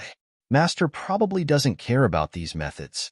However, Master, you should be happy as well. According to senior brother Ao Zhantian, there are many Tao sect cultivators who are disloyal, but not many of them are willing to do so. There are many Tao sect cultivators, and even the Dragon Tribe and Demon Tribe cultivators who have come to rescue Master. Alas, cultivation is still easier. Xiao Hua waved his hand and said, these scheming things are too tiring. Master, you're a transcendent being, so you don't have to worry so much. Disciple and the others are different, and we can't not consider so many things. Xiongyi smiled bitterly. Xiao Hua smiled and asked again, Disciple, you said that the Fortune Gate Palace has different opinions about coming to the Thousand Demons' sacred realm to rescue Master? Xiongyi didn't hide it and nodded and said, yes. Some junior brothers think that the foundation of the soaring Dragon Mountain Range is important, and even if we go to Bai Qingyu, we'll just be throwing our lives away. So they don't want the soaring Dragon Mountain Range disciples to come and rescue us. At this point, Xiongyi hurriedly explained, of course, this idea is not wrong. After all, senior brother Ao Zhantian, Zhang Daoran, esteemed Sun Kong, and senior Zhaixing Zi all have the same idea. They want to rely on their own strength and not give up all their strength. Does Changyu also have the same idea? Xiaohua couldn't help but ask. No. Xiongyi answered without hesitation. Junior brother Changyu is the one who supports his disciples the most. If it weren't for the fact that his disciples are all weak, he would have brought all of them. Then what about the disciples he brought? Xiaohua asked. Most of the disciples he brought are senior brother Li Xiang's. Xiongyi explained. Although he isn't particularly familiar with these disciples, they are still much stronger than his own disciples. It's a pity that junior brother Changyu was unlucky and didn't get to meet Master. Disciple, can you tell me about the Fortune Gate Palace's situation and the soaring Dragon Mountain range to Baiqingyu? Xiaohua's expression didn't change, and he asked again. Of course. Xiongyi was a little suspicious, and he smiled apologetically. However, Master, disciple might not remember clearly. It's best to ask senior brother Li Xiang and junior brother Lan to fill in the gaps. No matter. Xiaohua smiled. These are all things of the past. Go ahead and tell me. Master will ask them in the future. That's good. Xiongyi nodded and recounted everything. When he finished, Xiaohua nodded and said, It's not easy for all of you. It's not wrong for everyone to make different choices. Go back to the Kunlun immortal realm and cultivate well. Oh, don't forget, help Master think about how to develop the Fortune Gate in the future. In the future, Master will rely on your ability to bring the Fortune Gate to greater heights. Yes, Master. Xiongyi bowed respectfully and was immediately sent into the Shenhua continent by Xiaohua. Fellow Taoist Wu, how is it? Xiaohua put away the Kunlun mirror and looked at the side where Xiongyi was previously standing. Taoist Wu's figure appeared. He looked at Xiaohua and said, There are no changes in the soul. If I'm not mistaken, what Xiongyi said is the truth. Of course, human nature is the most complicated thing in the world. I can't guarantee that all soul techniques will succeed. If what Xiongyi said is true, then I's suspicion of Changyu is wrong. Xiaohua's face turned cold. Then there's only one possibility left. Xian Ping didn't recognize Changyu before, and Changyu didn't collude with Xue Mingzi. Xian Ping had seen Changyu in his nascent soul state after abandoning his physical body. If Changyu didn't see difficulties on the way to Baiqingyu and changed his mind, then there's something wrong with Changyu's death. So complicated. Taoist Wu was puzzled. No wonder people's hearts are unpredictable. Fellow Taoist, you should ask fellow Taoist when Chu to come over and give you advice. I's better off cultivating. Chapter 44:34. Haha, all right. Xiaohua laughed. Go ahead, fellow Taoist. Everything will come to light one day. Let's wait and see. Just as Taoist which was about to leave, Xiaohua suddenly thought of something and asked Taoist which in a low voice. Taoist which frowned and left after a few answers. Alas, man's ego is always higher than the sky.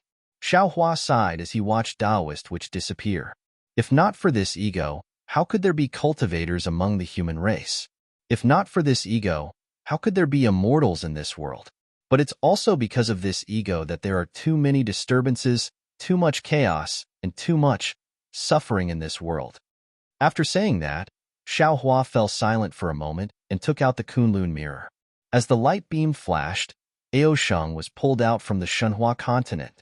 Needless to say, Ao Sheng was even more surprised by the starlight in the sky. However, Xiaohua was not in a good mood and ignored him. After Ao Sheng finished muttering and saw that Xiaohua did not say anything, he immediately lowered his head and asked cautiously, Dragon Master Xiao, why did you call me out? I've already promised you that I'll bring you out to experience and improve your strength. Xiaohua glanced at Ao Sheng, who had finally calmed down, and said, Actually, the experience is secondary. The most important thing is, my good friend, Taoist Yun, has some opportunities. This opportunity has something to do with you. Taoist Yun wants to return some of this opportunity to you. Oh? Ao Sheng was confused and asked curiously, Dragon Master Xiao, what you're saying? I don't seem to understand.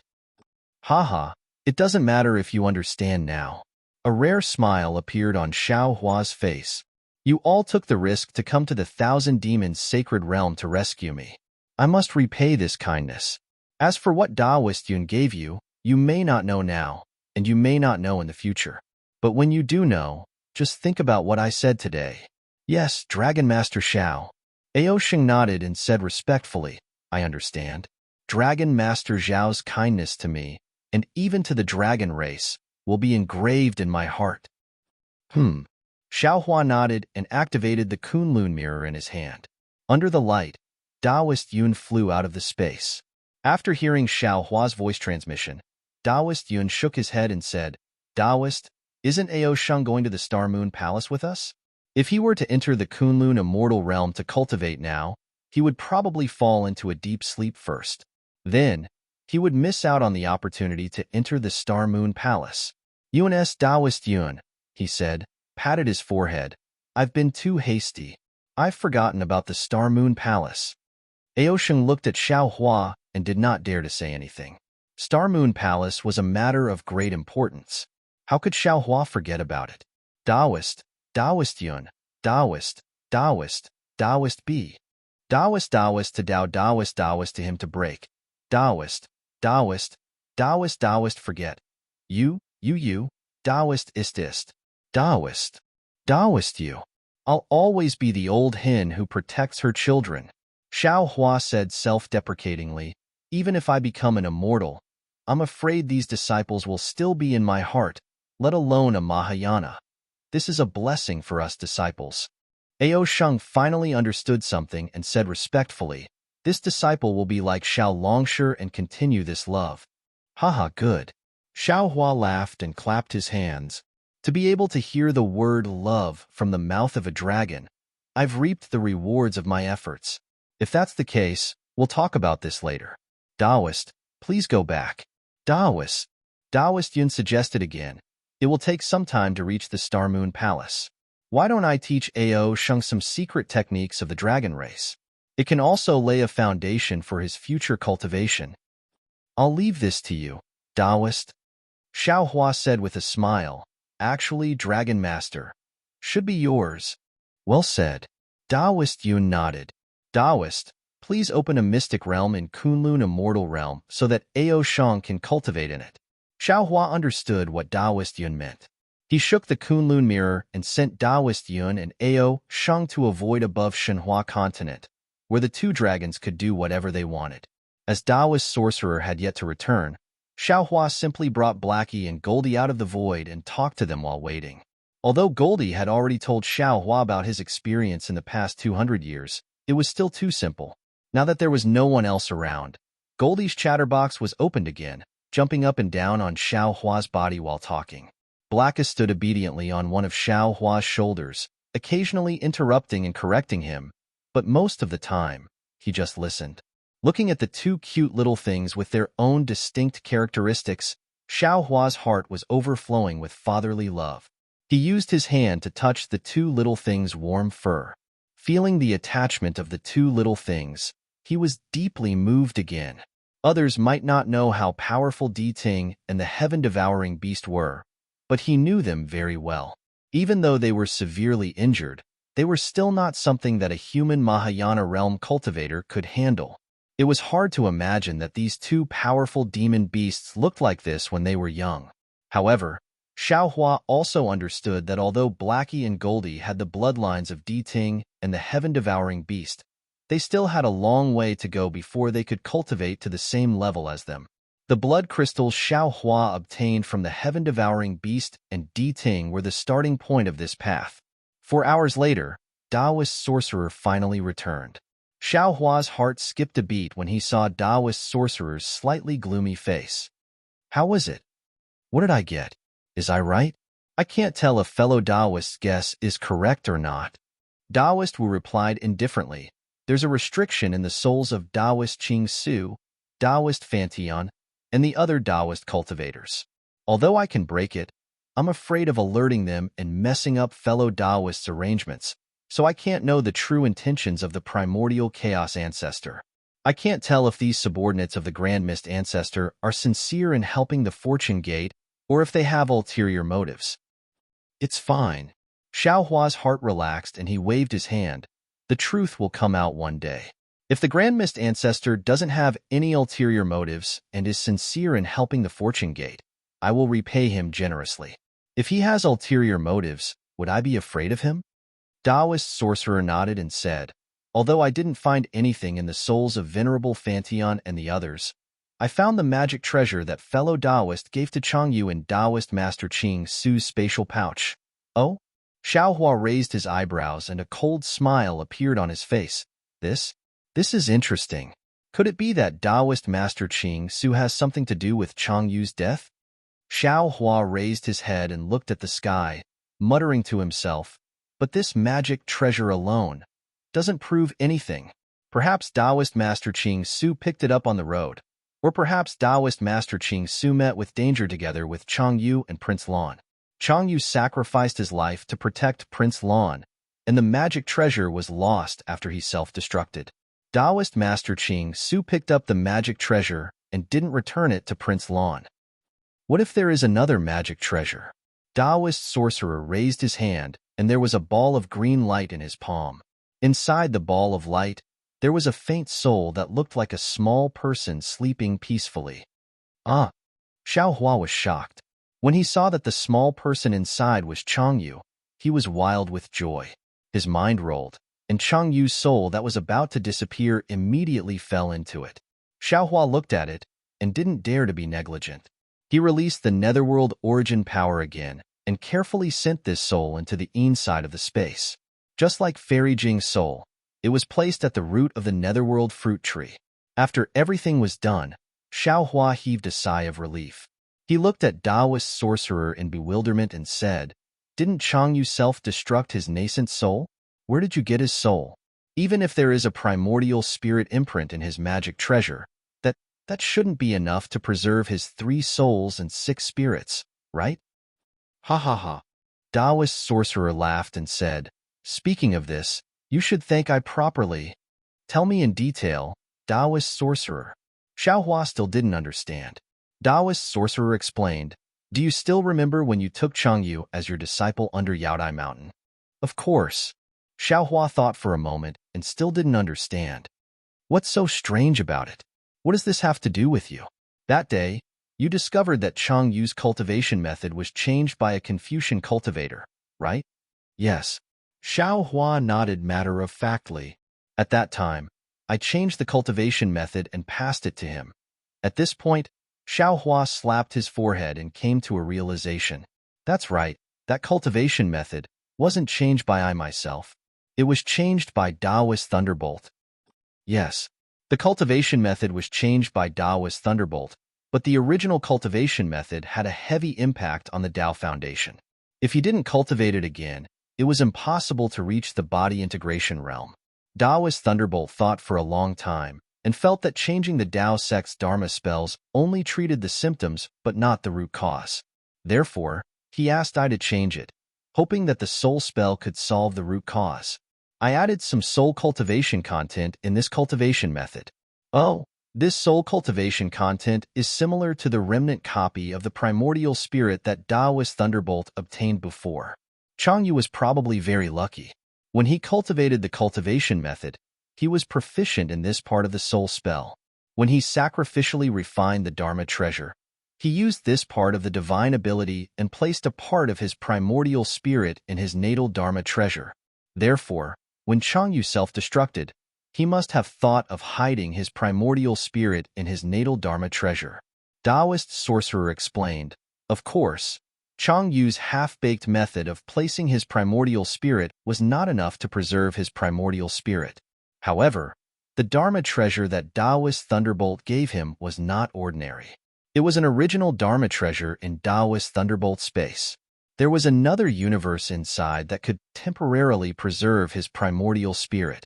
In addition, Changyu died not long ago, so Taoist Ching Su didn't have time to sacrifice himself. This allowed Changyu's 3 souls and 6 spirits to be preserved. Chapter 44-35. Good boy, good boy. Xiaohua clapped and laughed. Changyu must be a loyal and righteous person. Otherwise, how could the heavenly Tao be so kind to him? Although he has cultivated to the nascent soul realm, his future is limited. Now that his fate with this world has been severed, his soul has been preserved, and he has the method of entrusting his primordial spirit, so his memories of this life should be preserved.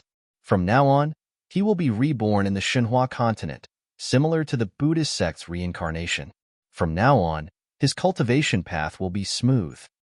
Even if he can't preserve his memories and cultivation techniques on the Shenhua continent, he will have a better future than he does now. Daoist Witch agreed. That's right, that's right. Xiaohua nodded and bowed. I thank you on behalf of Changyu. If you hadn't arrived in time, his soul would have dissipated in the air after a while. He wouldn't even have the chance to reincarnate. You're welcome. Daoist Witch returned the greeting. Your disciple is also I's disciple. What's there to thank me for? However, Changyu's 3 souls and 6 spirits are already damaged and need to be repaired on the underworld fruit tree. I can't ask him more. Otherwise, the truth of the matter would be easily known. Haha, the so-called truth of the matter is really not worth mentioning compared to Changyu's matter. Xiaohua laughed. Since I have already been alerted, the truth will appear sooner or later. You should go back and rest first. All right, I will take my leave. Daoist Witch cupped his hands and returned to the space. Xiaohua stood there and looked into the distance. The smile in his eyes slowly disappeared, and a faint frost hung on his face. He snorted coldly. At any time, a choice means a loss, and different choices mean different losses. Since you have made a choice, what you have lost has become reality. After saying that, Xiaohua didn't put the 2 little ones into the space. He moved his body and headed east. After a few hours, the sky was bright. However, there wasn't much of a difference between night and day in the Thousand Demons' sacred realm. The sky was filled with stars, and all of them were clamoring to compete with the sun. After an entire day, the sun very uninterestedly set from the east to the west. If someone didn't look directly at the sky, they wouldn't be able to see the sun's shadow. This situation lasted for 81 days and nights. Then, the curtains slowly came to an end. The starry sky dimmed once more, and the starlight gradually dimmed. At this point, the boundlessly jubilant thousand-beast sacred realm finally fell silent again. The demons who had benefited all went into seclusion to refine the power of the stars and moons that could only be obtained in 100 or even 1,000 years. What was special was that the star power that the Phoenix Parasol drew upon was extremely pure and of extremely high quality. It was extremely beneficial for many demons to break through their bottlenecks. This starlight banquet directly caused the overall strength of the Thousand Demons' sacred realm to increase. Xiaohua did not care about this star-moon banquet. He knew in his heart that no matter how much the demon race of the Thousand Demons' sacred realm benefited, the biggest winner was still Feng Wu of the Great Sage Temple. He only flew towards the east of the Thousand Demons' sacred realm to search for traces of the Bright Moon Palace. Although Ingbo of the Continuous Merchant Alliance had received Do Shanjun's message, and even received some information about Zhai Xinglu, the Continuous Merchant Alliance was too inexperienced after all. They did not know the specific time and location of the Star Moon Palace's appearance. What made Xiaohua even more puzzled was that there were some Zhai Xinglu in the Thousand Demons' sacred realm.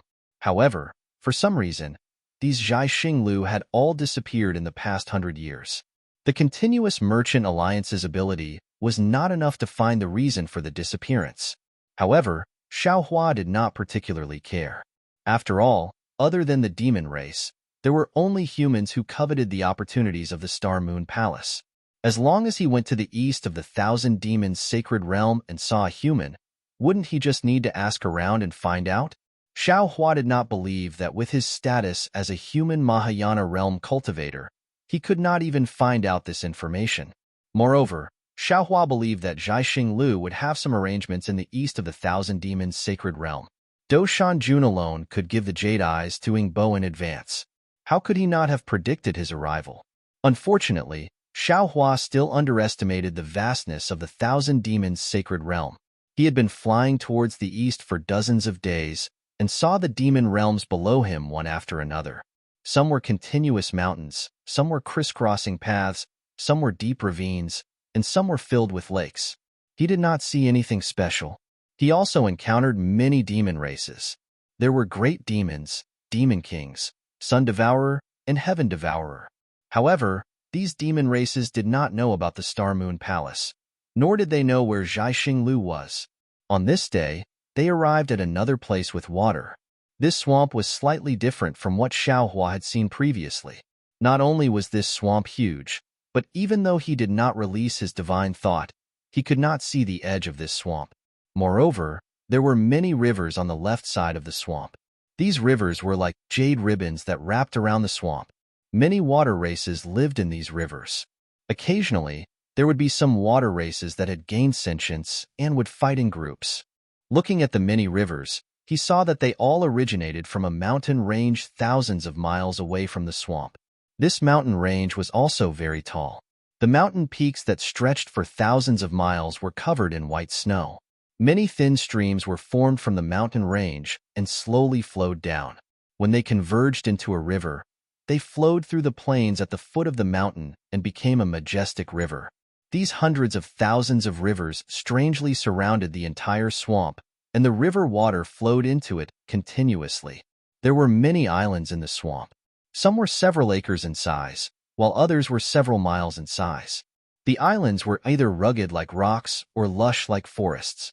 Occasionally, there were flocks of water birds flying above the swamp. There were also schools of fish swimming on the surface of the water. Although there wasn't the fragrance of fish and rice, Xiaohua couldn't help but slow down when his gaze swept across the lake and mountain scenery. However, just as Xiaohua flew into the swamp, between the swamp and the snowy mountain range in the distance, boom boom, a series of explosions suddenly sounded. Then, he saw a light that soared into the sky, illuminating the already dim sky. The Thousand Demons' sacred realm was not like the hidden immortal continent, nor was it like the Western paradise. Ordinary fights between the demon race could be found everywhere. During the period when Fengwu attracted the power of 10,000 stars, all the demon race were focused on absorbing the power of the stars and did not have time to fight. Then, Xiaohua flew in the Thousand Demons' sacred realm. Other than the beautiful scenery, what he saw was bloody fights. Compared to the time when Xiaohua followed Shui Mingzi and the others to Bai Qingyu, they encountered a lot more killing. Xiaohua didn't pay any attention to the fights between the demon race unless he saw that a demon race member really wanted to perish together with him. Only then would Xiaohua release his aura to disperse the demon race member. The rest would just fly past him. However, when this light landed in Xiaohua's eyes, it was so familiar. Xiaohua could not help but chuckle. Previously, I was talking to Zhai Xingzi about the 4 joys of a Confucian cultivator's life. Today, I met an old friend in a foreign land. It's really interesting. However, when he released his divine sense and saw the situation in the distance, he could not help but be stunned again. He almost said to himself in surprise, "Oh, she. How could she be here?" Thousands of miles away, it was where several rivers intersected. These rivers were like ancient trees in a dense forest, entangled together. In the several hundred acres of water area, there were dozens of tributaries that sometimes flowed to the west and sometimes to the north. It was impossible to distinguish which tributary flew out from which river. In the sky above this water area, there were 3 balls of holy light that kept churning. Among these 3 balls of light, there were 2 big ones and 1 small one. The big one was several hundred zhang in size, and the small one was only several hundred zhang in size. Regardless of the size, these balls of light were different from the light of the moon and stars. They were abnormally pure. Moreover, every strand of light from these balls of light would send out strands of awe-inspiring qi in the air. A kind of feeling that made one's heart calm involuntarily arose. Looking inside the balls of light, there were 3 light beasts with dragon heads, qilin bodies, cow hooves, and lion-like tails. Weren't they the ones Xiaohua met in the Bronze Pillar country in his early years? The male and female light beasts in the balls of light were no different from before. The light beast's cub was 1 size bigger. Below their feet, there were many clouds floating in the air. These clouds changed from time to time. Gold rui, silver rui, dragon balls, and gold ingots appeared as if they were real, appearing and disappearing in the sky. At this time, the 3 light beasts were standing in the air and roaring. Although the pure brilliance made one feel at ease, the brilliance was like a flame rolling in the sky, revealing the anger of the 3 light beasts. Several li in front of the light beasts' heads, there was a hawk owl thousands of zhang in size, flapping its wings and coldly looking at them. Wasn't this the venerable Master Nine Firmaments that Xiao Hua met that day? However, at this time, venerable Master Nine Firmaments had already transformed into a hawk owl. The hawk owl's body was huge, and its feathers were like iron. Waves of demonic chi overflowed from the gaps of its feathers, spreading in all directions. The faint power of the moon and stars also flashed around the hawk owl's body. It was indescribably valiant, and it was definitely not the appearance Xiao Hua saw that day. Below the hawk owl, above the water, there was a catfish thousands of zhang in size. It also emitted a dense demonic chi, twisting its huge demonic body at low altitude. The surface of the catfish's body was not covered with ordinary scales. As its demonic body swayed, waves of ripples flowed on the surface of its body. Occasionally, the demonic chi would disperse, and a layer of glossy and sinister black light would be reflected in the dusk along with the ripples. Moreover, when the catfish flapped its huge tail, there was a faint rumbling sound at low altitude. The water below the catfish's body also had waves of several zhang in size. Although there were only 3 light beasts, the hawk owl and the catfish were not the only ones. Behind the 2 demonic beasts, there were thousands of flying demonic beasts and water demonic beasts, holding various demonic artifacts in their hands. They rode demonic clouds and scattered in the air and water. Their gazes all fell on the light beasts, and there was no fear in their eyes. Chapter 44:36. Light Beast. The sparrow hawk flapped its wings, causing the wind to howl. It seemed to be demonstrating and encouraging. Its slightly hoarse voice sounded in the wind. Don't go too far. Back then, I did offend you and took your child away. But I had my reasons. As soon as I had the chance to return to the Thousand Demons' sacred realm, I immediately asked a familiar great demon to go to the light demon realm to plead for mercy. Not only did you not accept my apology, but you also injured that great demon, causing me to compensate him with a lot of things.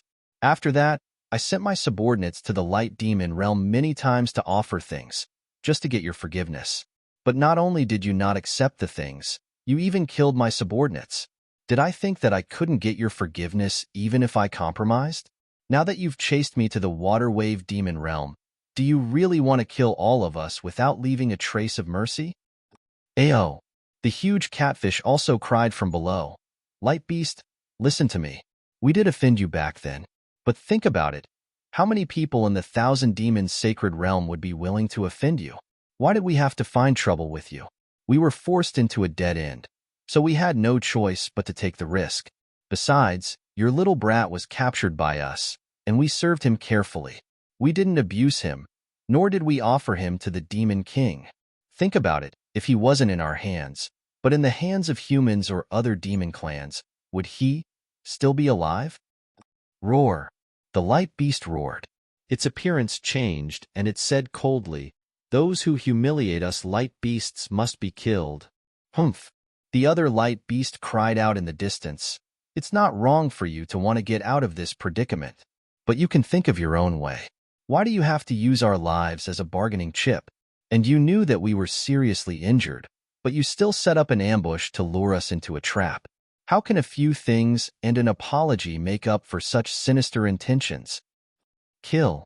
The light beast roared and stomped its front hooves forward. The cloud of gold and agate immediately emitted a murderous aura. Flames gushed out from the light beast and rushed towards Catfish. At this moment, Hawk Owl anxiously shouted, "Wait." The light beast smiled coldly. The light sword was flashing under his feet. He said, "Master Zhishao, do you have anything else to say? To tell you the truth, even if you can make Tai Shu blossom today, this old man will not let you go." Hawk Owl seemed to be stalling for time. He screamed, "It's just a life and death struggle. What's so great about that? I just want to ask you a question." "Speak." The light beast said coldly. "Light Beast, do you know who Ding Buxing of your Light Beast clan is? It's because you guys are too stubborn and don't know how to be flexible. As long as you set your mind on something, you'll definitely do it." Yin Xiao said, "With your personality, who knows how many demons you've offended in the Thousand Demons' sacred realm? Back then, wasn't that why you were injured? Today, it's time for us to die. so we're not afraid of offending you. If you think these words have any value, why don't you start from today and shut up? The light beast roared and shouted, as long as there's light, there's no fear of darkness. As long as there's justice, there's no fear of evil. If we live in darkness, what's the point of talking about light?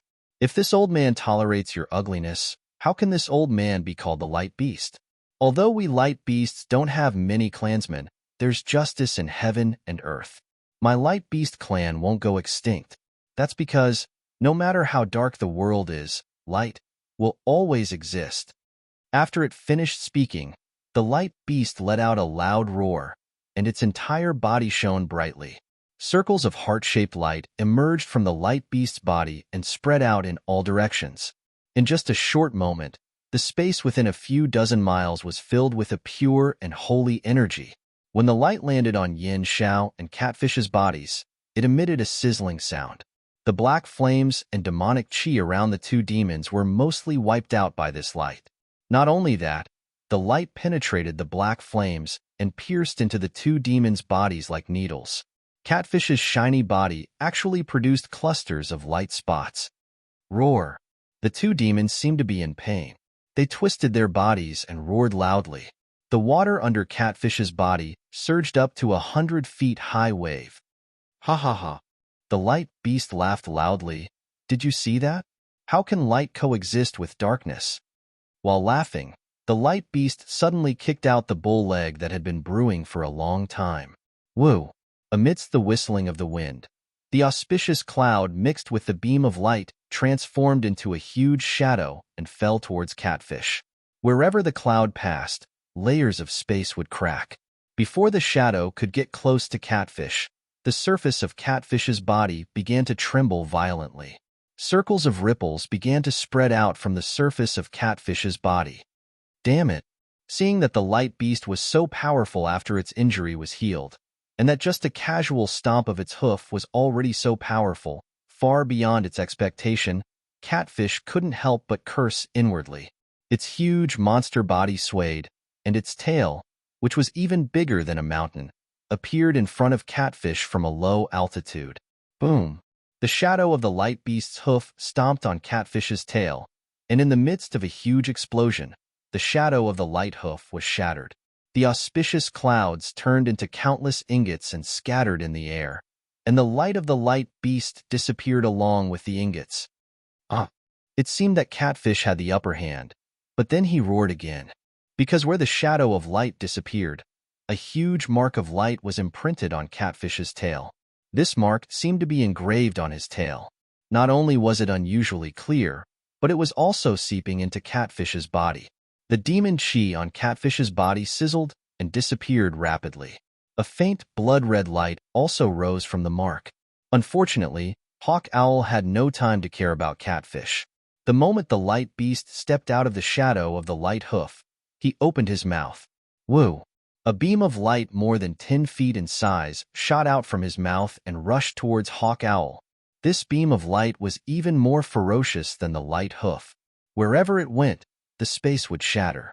Moreover, where the space shattered, a lot of noble chi would fall into the beam of light. Before the beam of light even reached Hawk Owl, the feathers on his body had already begun to stand up. Caw! Hawk Owl let out a sharp cry and spat out demon chi from his mouth. His wings flapped, and pitch-black lightning also surged towards the beam of light. Puff, puff, puff. A series of muffled sounds rang out in the air. When the beam of light fell into the demon chi and lightning, it directly pierced through them like a hot knife through butter. Furthermore, the beam of light didn't slow down at all. It hit Hawk Owl and caused him to stagger. Several of his feathers fluttered in the air, making him look rather miserable. Humph! Seeing that the two demon beasts were unable to withstand a mere probing attack, the light beast snorted coldly. Back then, you took advantage of this old man's heavy injuries to scheme and humiliate this old man. Today, this old man will show you the power of this light beast. As it spoke, the light beast's horn began to produce bright and dark runes. These runes began to attract a boundless amount of righteous chi. When the righteous chi descended, Many beautiful syllables began to appear in the air. Then, the light beast's body flashed, and like a meteor, it pounced towards the sparrow hawk. Damn it! Hawk Owl cursed under his breath. The demon chi around his body became even denser, following which, he flapped his wings and countless stars and moon energy fell from the sky. Caw!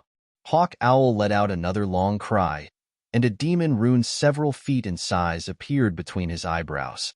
Just as this demon rune appeared, boom, a beam of moonlight and starlight crashed into it. The demon rune also shone brightly and turned into a layer of starlight that fell on Hawk Owl's body. The starlight sank into the demon chi, and the demon chi around Hawk Owl's body suddenly tumbled. Starting from the top of his head, all the demon chi mixed with the moonlight turned into a pitch-black demon armor that protected his body. In the span of a few breaths after the demon armor was formed, the radiant beast's dragon horn, which carried a majestic aura, passed through space and landed in front of the sparrow hawk. Seeing that there was no way for the sparrow hawk to dodge, the sparrow hawk decided to face the attack head-on. Boom, boom, boom. The dragon horns hit the demon armor, and with a loud bang, the demon armor broke inch by inch, turning into fist-sized demon runes. These demon runes were also destroyed by the light beast's light runes. Not only was the demon armor destroyed, but the feathers below were also shot off. While Hawk Owl's body was flipped over, a light imprint that was more than 10 feet in size was engraved on his already exposed pitch-black demon body. Caw! Hawk Owl let out another cry, and like Catfish, his body began to tremble like a sieve. Kill! The other light beast saw that it had gained the upper hand and roared.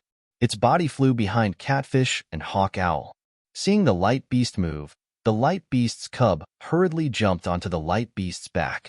Seeing the light beast's attack, the demon race of the water-wave demon realm were very afraid, but they didn't dare to escape. They could only brace themselves and wave their demon weapons to meet the light beast's attack. However, even Hawk Owl and Catfish couldn't resist the light beast's light beam. So how could these little demons resist it?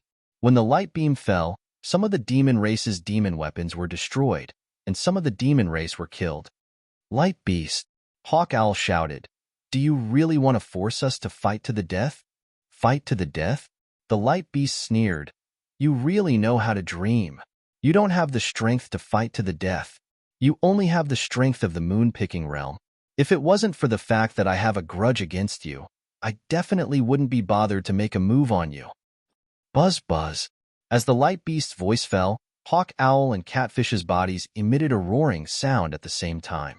Thick demon chi gushed out from all parts of their bodies, and this demon chi was slightly different from before.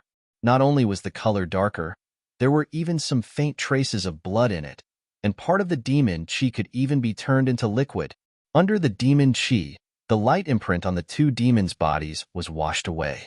Even the faces of the two demons looked ferocious in this demon chi. Chapter 44:37. Oh, this demonic aura is a little strange. The light beast's eyes narrowed slightly. While he was thinking to himself, his body emitted a dazzling light as he rushed toward Hawk Owl. At this moment, Hawk Owl and Catfish opened their mouths at the same time. 9 pitch-black stone tablets rushed out from their mouths. They were the 9 dragon tablets that had previously suppressed the light beast's infant. The power of these 9 dragon tablets was even stronger than before. As soon as they fell into the air, they immediately let out a huge roar. Boom, boom, boom. Black demonic aura gushed out from the tablets. This demonic aura condensed into 9 ferocious dragon children. Not only did their ferocious aura soar to the sky, but they also shrouded an area of dozens of miles. Kill! Hawk Owl and Catfish roared at the same time. Their demonic bodies shrunk by 30%. Waves of dense demonic aura guided the pillars of light into the 9 dragon tablets. The 9 dragon children's bodies grew bigger and bigger. Their faces were also unusually ferocious. They roared and pounced toward the light beast. The light beast's light that Hawk Owl and Catfish were so afraid of was actually devoured by the 9 dragon children. Haha! Seeing that it was the 9 dragon tablets again, the light beast was not afraid at all. He laughed and said, "You two reckless things. This is the dragon weapon of the Dragon Palace. How can you activate it? That day when I was seriously injured, the 9 dragon tablets could not do anything to me. How can you trap me now? The moment the light beast finished speaking, it noticed that he was different from the previous time. He did not activate the heart-shaped brilliance. Instead, he controlled the Qilin-like demon body and twisted like a dragon body. The huge scales once again emitted a dark green brilliance. When the black energy of the 9 Suns dragon tablet fell, a light pillar shot out from each of the scales. These light pillars charged into the black energy of the 9 Suns dragon tablet and instantly pierced thousands of holes into the 9 sons of the dragon clan. Ayo ayo! The 9 dragon children roared in a low voice. However, their bodies became dimmer and dimmer. More than half of their ferocious aura was destroyed. Roar! The light beast let out another loud roar. Its body did not move as it spat out a ray of light toward one of the 9 dragon tablets. This ray of light was not considered dazzling. However, when it landed on the black aura, it had already destroyed the black aura that had been agglomerated. When the ray of light struck the dragon tablet, a loud bang sounded. The black aura on the dragon tablet was completely swept away, revealing a pitch-black dragon tablet. At this moment, the dragon runes engraved on the surface of the dragon tablet revealed a solemn, vast, and majestic aura. Looking at the dragon steel tumbling in the air, the light beast said coldly, "Despicable thing. Even if you have the dragon steel, you can't do anything noble. This dragon steel is a stain on the East Sea Dragon Palace compared to what you have refined." As he spoke, runes appeared on the light beast's dragon horns, and its figure charged towards the flaw in the 9 Suns dragon steel, preparing to kill Sparrow Hawk. At this moment, an arrogant voice suddenly sounded in the distant sky. "Hee hee, Sparrow Hawk and Catfish have the 9 Suns dragon steel. Naturally, they are not your opponent, but what if I take it?" "Who?" The light beast was stunned. The light around its body immediately converged as it turned its head to look at the source of the voice. However, it saw that in the sky above the 9 Suns dragon steel, there were already layers of spatial ripples, and a powerful aura came out from the ripples. At the same time, clusters of black light shadows like small snakes also rushed out in all directions along with this aura. Dragon Clan? Feeling a somewhat familiar aura, the light beast was a little stunned. He whispered and roared at the light beast who was killing the water tribe in the water wave demon realm in the distance. Swoosh swoosh. Without waiting for the light beast's loud roar to land, the sky seemed to be boiling. Like a flood, black dragon patterns emerged from the light shadow and surged towards the 9 Suns dragon steels in the sky that had already dimmed with black energy. Boom boom boom. The dragon runes almost ignored the spatial distance and fell on the 9 Suns dragon steel. The 9 Suns dragon steel let out a different roar from before. The previous sound was purely the roar of the dragon weapon, but this roar was like a dragon's roar. Along with this dragon's roar, another dragon's roar that shook the wilderness came from the space. The light shadows in the sky shattered, and a pitch-black dragon flew out with bared fangs and brandished claws. As soon as this black dragon appeared, its dragon claws grabbed at the light beast. A faint brilliance appeared on the dragon claws, and a weak fluctuation fell on the 9 Suns dragon steel through the space. The 9 Suns dragon steel that was originally emitting a dragon's roar shook again. Layers of different fluctuations were emitted from it at the same time, completely sealing the space that originally had some flaws. Moreover, the dragon runes on the dragon steel began to float, flowing on the surface of the dragon steel. In just a moment, the 9 Suns dragon steel let out a crisp sound at the same time. Caw-caw. Like the sound of a shell breaking, the dragon steel turned into the 9 Suns of the Dragon Clan and flew in the air. The 9 Suns formed by the dragon steel looked no different from ordinary Dragon Clan. Not only were their faces ferocious, but their auras were also imposing. Even the dragon aura on their bodies was exactly the same. Woo! Seeing the dragon steel turn into suns, demon monarch Kwang Chung let out a sinister laugh. He opened his mouth, and several dragon breaths fell. The 9 Suns became even more ferocious after receiving the dragon breaths. They roared and pounced at the light beast. Greetings to Demon Monarch Kwang Chong. Seeing the dragon clan appear and activate the Nine Suns dragon steel, Hawk Owl and Catfish both let out a sigh of relief. They hurriedly retreated, far away from the light beast, and shouted, "Fortunately, I didn't fail my mission and lured the light beast here. Ha ha ha." The dragon clan laughed loudly. The dragon aura around him mixed with black flames seemed to be able to tear the sky apart. "You don't have to say anymore. Since you were able to lure the light beast here, I won't pursue the crime of stealing the Nine Suns dragon steel. I'll also bestow this water ripple demon realm to you. In the future, you can freely enter and exit the Thousand Demon Sacred Realm." "Yes, yes. Thank you, Demon Monarch Kwang Chong." When Hawk Owl and Catfish heard this, they couldn't help but be overjoyed. They shouted again, "We will definitely help my king capture this light beast. I already know of your loyalty."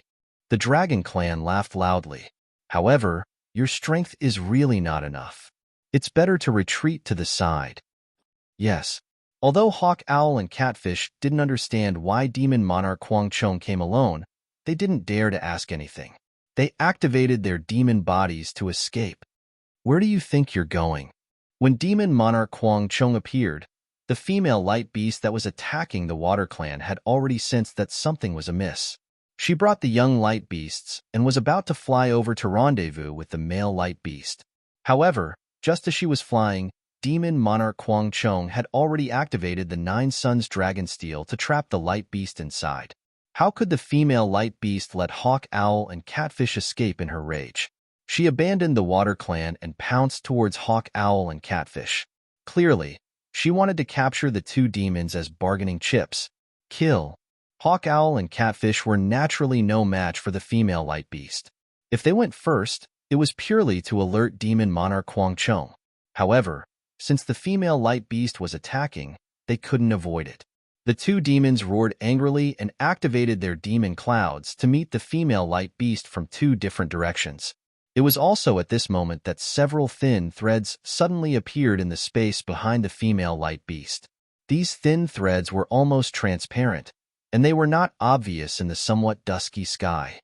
However, these thin threads were very strange. Wherever the light beast's light reached, the space would be swept clean, and not even dust could fall. However, under the illumination of the light, these thin threads didn't reflect any brilliance. Instead, they floated down. What was special was that these thin threads didn't land on the female light beast, but on the young light beast on the female light beast's back. At this moment, the young light beast was gnashing its teeth and cheering for the female light beast. Clearly, it had suffered greatly at the hands of Hawk Owl and Catfish and wanted its mother to avenge it. Therefore, it didn't notice the thin threads landing at all. The thin threads looked like they were landing leisurely, but in reality, their speed was extremely fast. Just as the female light beast raised her head and was about to spit out a light beam, the first strand of thin threads had already wrapped around the young light beast's back. Roar! The female light beast spat out a light beam from her mouth, carrying the momentum of killing the water clan. Woo! Catfish didn't dare to be negligent. It also opened its mouth, and a pitch-black water beam surged towards the female light beast even more violently than the light beam. However, where the light beam landed, the pitch-black water beam was completely destroyed, and the light beam didn't slow down at all as it hit Catfish's body. Puff! With a muffled sound, the light beam struck Catfish's body, creating a dent that was at least several hundred feet in size. In the dent, countless demon chi condensed into a whirlpool to resist the light beam. Under the whirlpool, many strange demon runes appeared under the trembling skin of Catfish. While the demon runes drew the power of the stars and moon to resist the light beam, many of the light beams in the light beam were scattered by the thick layer of fat on Catfish's body. Although Catfish's huge body was tumbling at a low altitude, falling straight down for several miles, and even smashing out a large hole in the water with its tail, he was still able to fend off the murderous beam of light. Humph! The female light beast snorted coldly and lowered her head again. A ripple appeared on her curved dragon horn, and a thunderbolt that tore the void apart gradually appeared. Roar! Just as the female light beast was about to kill, the young light beast suddenly howled. The female light beast was shocked. How could she still care about killing the two demon clan members? She hurriedly turned her head to look at the young light beast. When she saw the young light beast's condition, not only was she shocked, but her eyes were also filled with fear and regret. At this time, there were more than a dozen cracks on the little light beast's back, and within these cracks, there were almost colorless light flashing. Looking at the sky above the little light beast, there were more than a dozen thin threads floating down. Child, seeing that the young light beast didn't want to cry out in pain, but still couldn't help but cry out, the female light beast couldn't help but let out a low cry. How could she not know that these thin threads had already wrapped around the young light beast, and in order not to disturb her, the young light beast didn't want to cry out. Roar! The young light beast was still howling, and his eyes were filled with pain and grievance. It seemed that he didn't want to cry out. Mother, these things are really strange. This boy doesn't know when they fell. Chapter 44:38. The female light beast's eyes turned blood red, and the fear in her eyes disappeared. She opened her mouth, and with a roar, a blood-red beam of light shot out, hitting the threads falling from the sky. Not only did the beam of light contain light, but it also contained blood-red threads and lightning. Where the beam of light landed, most of the threads were destroyed and turned into nothingness. Only a small portion was blown away and didn't break. However, the moment the beam of light appeared, it was like poking a hornet's nest. The threads that covered the sky began to fall, and these threads were different from before. Some carried black chi, some carried blood-red light, and some were even multicolored. Damn it, Chillin' Spider King! The female light beast roared angrily, and the space within dozens of miles shook. You're also a sun-devouring realm demon king. How can you attack a child with intelligence? Woo-woo. A gust of wind whistled from where the silk landed, and a large amount of devil chi descended from the sky. Within the devil chi, several spider legs that were dozens of feet long stretched out, and then a huge spider that was hundreds of feet long and flashing with a gorgeous brilliance stretched out its head. This spider's abdomen was spitting out a large amount of spider silk, which poured down like a torrent of water. Oh, yes, you're right. How can this king attack a child? This king only wanted to kill you. Who knew that this child was on your back? How could I know? Could this be the legendary accidental injury? The Chillin' Spider King's voice was a bit shrill, and there was a bit of cadence. Besides, who knows if you're trying to push this little light beast out to block me? Oh, since you've said it, this king won't care what your intentions are. As the Chillin' Spider King spoke, its abdomen flashed with light again. The thin thread that was originally embedded in the little light beast's body suddenly retracted. The little light beast cried out in pain, because the thin thread had dragged the little light beast's body and cut it even more. The little light beast couldn't help but fly up, roar. As if the father and son were connected, the little light beast's cries attracted the attention of the male light beast in the nine-child dragon steel. The male light beast roared, and the nine-child dragon steel that was pouncing towards him suddenly stopped in midair. Then, a heart-shaped light rushed out. Not only did it push the nine-child dragon steel 100 feet away, it even tore open space, revealing a gap. Boom! As the gap appeared, the male light beast went into a frenzy as if it didn't care about its life anymore. Its dragon horn flashed and pierced into the gap, and the scales on its body glowed with blood-red light. Countless amounts of righteous chi descended and pierced through the gap. A small portion of the male light beast's body peeked out from the dragon chi of the Nine Suns dragon steel. Unfortunately, before the male light beast could escape from the Nine Suns dragon steel, Demon Monarch Conchong raised her head and let out a dragon roar. She turned into a black thunderbolt and charged down. Lightning also appeared from her dragon horns, and she attacked the light beast like lightning. Roar! The light beast was inside the nine-child dragon steel and couldn't dodge. Seeing Demon Monarch Gong Chang's momentum, he had no choice but to let out an angry roar and charged forward. Hong! The thunderbolts from the two dragon horns collided. Indescribable arcs of light and arcs of lightning burst forth. Explosions rang out in the air several dozen li to the left. Spatial cracks of various sizes crisscrossed one after another. Even the 9 dragon steels were caught in this wave of air. They were tossing and turning extremely. 4 or 5 of them could no longer take shape. Where the light landed, they still turned into stone steels. Looking at the male light beast, his huge body was flipped over and the light around him suddenly dimmed.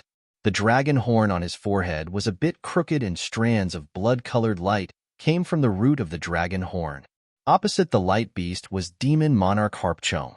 The black dragon's body made a turn in midair and immediately stabilized. The dragon chi around its body flourished, and its dragon claws grabbed downwards.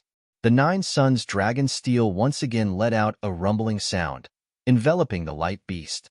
This time, the 9-child dragon steel spun like crazy, and a demon formation emitting the aura of the dragon clan appeared. Seeing the demon monarch gradually shrink under demon monarch Gongchang's control, how could the female light beast not know demon monarch Gongchang's plan?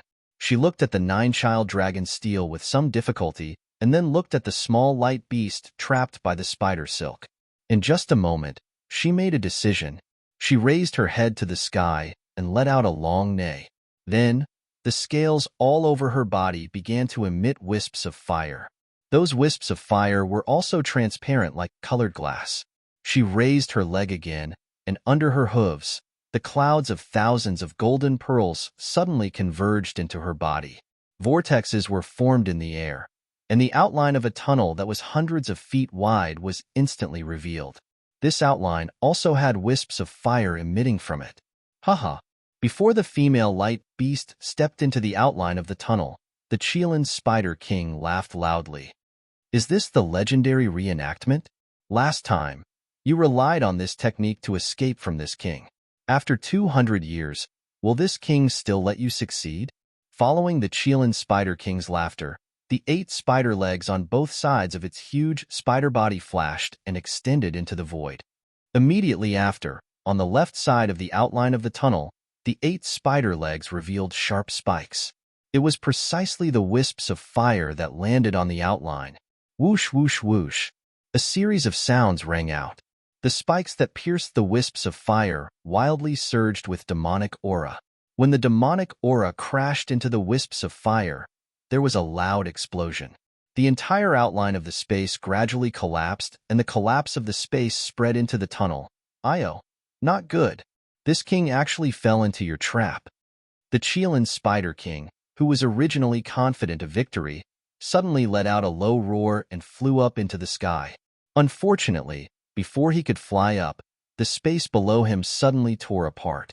The explosion of light and demonic aura collided through the void and crashed into the Qilin Spider King. The impact of this explosion was extremely strong. Not only did it cause the Qilin Spider King's abdomen to collapse, it also blew away the wisps of silk that were like flowing water. Naturally, the wisps on the little light beast's body were also blown away. Go! The female light beast let out a low roar and landed below the little light beast. As she shouted, the light around her body shone brightly and her body was about to fly into the distance. Unfortunately, she had only flown a few hundred feet when a brightly colored spike strangely appeared in the void in front of her head and pierced between her eyebrows. The spike was surrounded by demonic aura and even had a trace of netherworld aura. Damn it! The female light beast was clearly caught off guard. Her body quickly dodged and the spike pierced through the light around her body, leaving a deep wound on her forehead. Haha! The Qilin Spider King laughed loudly and said, "Do you think you're the only one who's scheming? With this king here, how can you escape this time? Go!" Seeing the Qilin Spider King break through the air again and the web in the air came down like a huge net, the female light beast gritted her teeth and shook her back, causing the little light beast to fall into the air. Then, she lifted her leg and kicked. So, the little light beast immediately broke through the air like a shooting star. The female light beast turned around and blocked the Qilin Spider King's head. The Qilin Spider King was stunned and then laughed coldly. What a brainless light beast! You've already fallen into this king's hands. Do you think your child can escape? Didn't you see the demons in the water wave demon realm? They've already chased over. The female light beast was shocked and released her yuan shan. As expected, how could hawk, owl, and catfish let go of such a good opportunity to claim credit? They had already moved their bodies and chased over. The other demons in the distance who were lucky enough to survive also shouted and flew over. Elwo! Just as the female light beast was distracted, a similarly colorful spike appeared from under her body. With lightning speed, it pierced through the light beast's light and pierced deep into her abdomen. The female light beast screamed in pain. Damn it! While the two Radiance beasts were being suppressed by their mortal enemies, and the little Radiance beast was being chased by demons, the family of three was in dire straits. 100 miles away from the battlefield, a ray of light flashed. Countless inscriptions surged within the light, and when the inscriptions shattered, a beautiful female cultivator emerged from the light. It was none other than Princess Baihua, who was as beautiful as a flower. Princess Hundred Flowers was no longer as frail as she had been before. She raised her hand, and true energy surged out. Just as she was about to raise her hand, a boundless divine will swept out from the distance, covering the entire water region in the blink of an eye. Princess Baihua's expression changed slightly. She hurriedly turned her head, but the clear light in her eyes had yet to be released. Rumble. From where the divine sense came, there was the sound of thunder. The thunder was faster than White Horse fleeting time. Just as the sound was heard, a fist several 100 feet in size flashed with lightning and came through the air. Boom! With a loud sound, it hit the nine-child dragon steel. This method of killing the dragon steel was extremely strange. Whoosh! The nine-child dragon steel couldn't withstand the huge force of the fist and exploded, turning into 9 dim stone steels that scattered in the air. Demon King Kanchong was shocked and looked at the huge fist in disbelief. Fear appeared in his eyes. Then, the fist didn't seem to have any intention of retracting. It swayed and smashed towards Demon King Kanchong. Demon King Kanchong's body swayed and he shouted, Who is this senior? This lowly one is the descendant of the demon race's second sacred mystic armor Pentaceratops. Unfortunately, before he could finish speaking, the fist had already landed. Amidst the strong wind, Demon Monarch Harppet's demon body was imprisoned. Demon Monarch Harppet's figure swayed rapidly as the dragon chi around him surged like a spring. He wanted to use some means to resist. However, before he could do anything, the fist's wind was extremely fierce. The fist's momentum could tear the void apart. Even though he tried his best to block the fist with his dragon tail, his body was still smashed down by the fist. Not only were the scales on Demon Monarch Kanchong's body cracked, even her draconic chi was nearly scattered. Her figure smashed a deep hole in the water on the ground. You're tuning in to the Warrior Lore YouTube channel. Don't forget to subscribe and join us on this journey to catch the most captivating stories.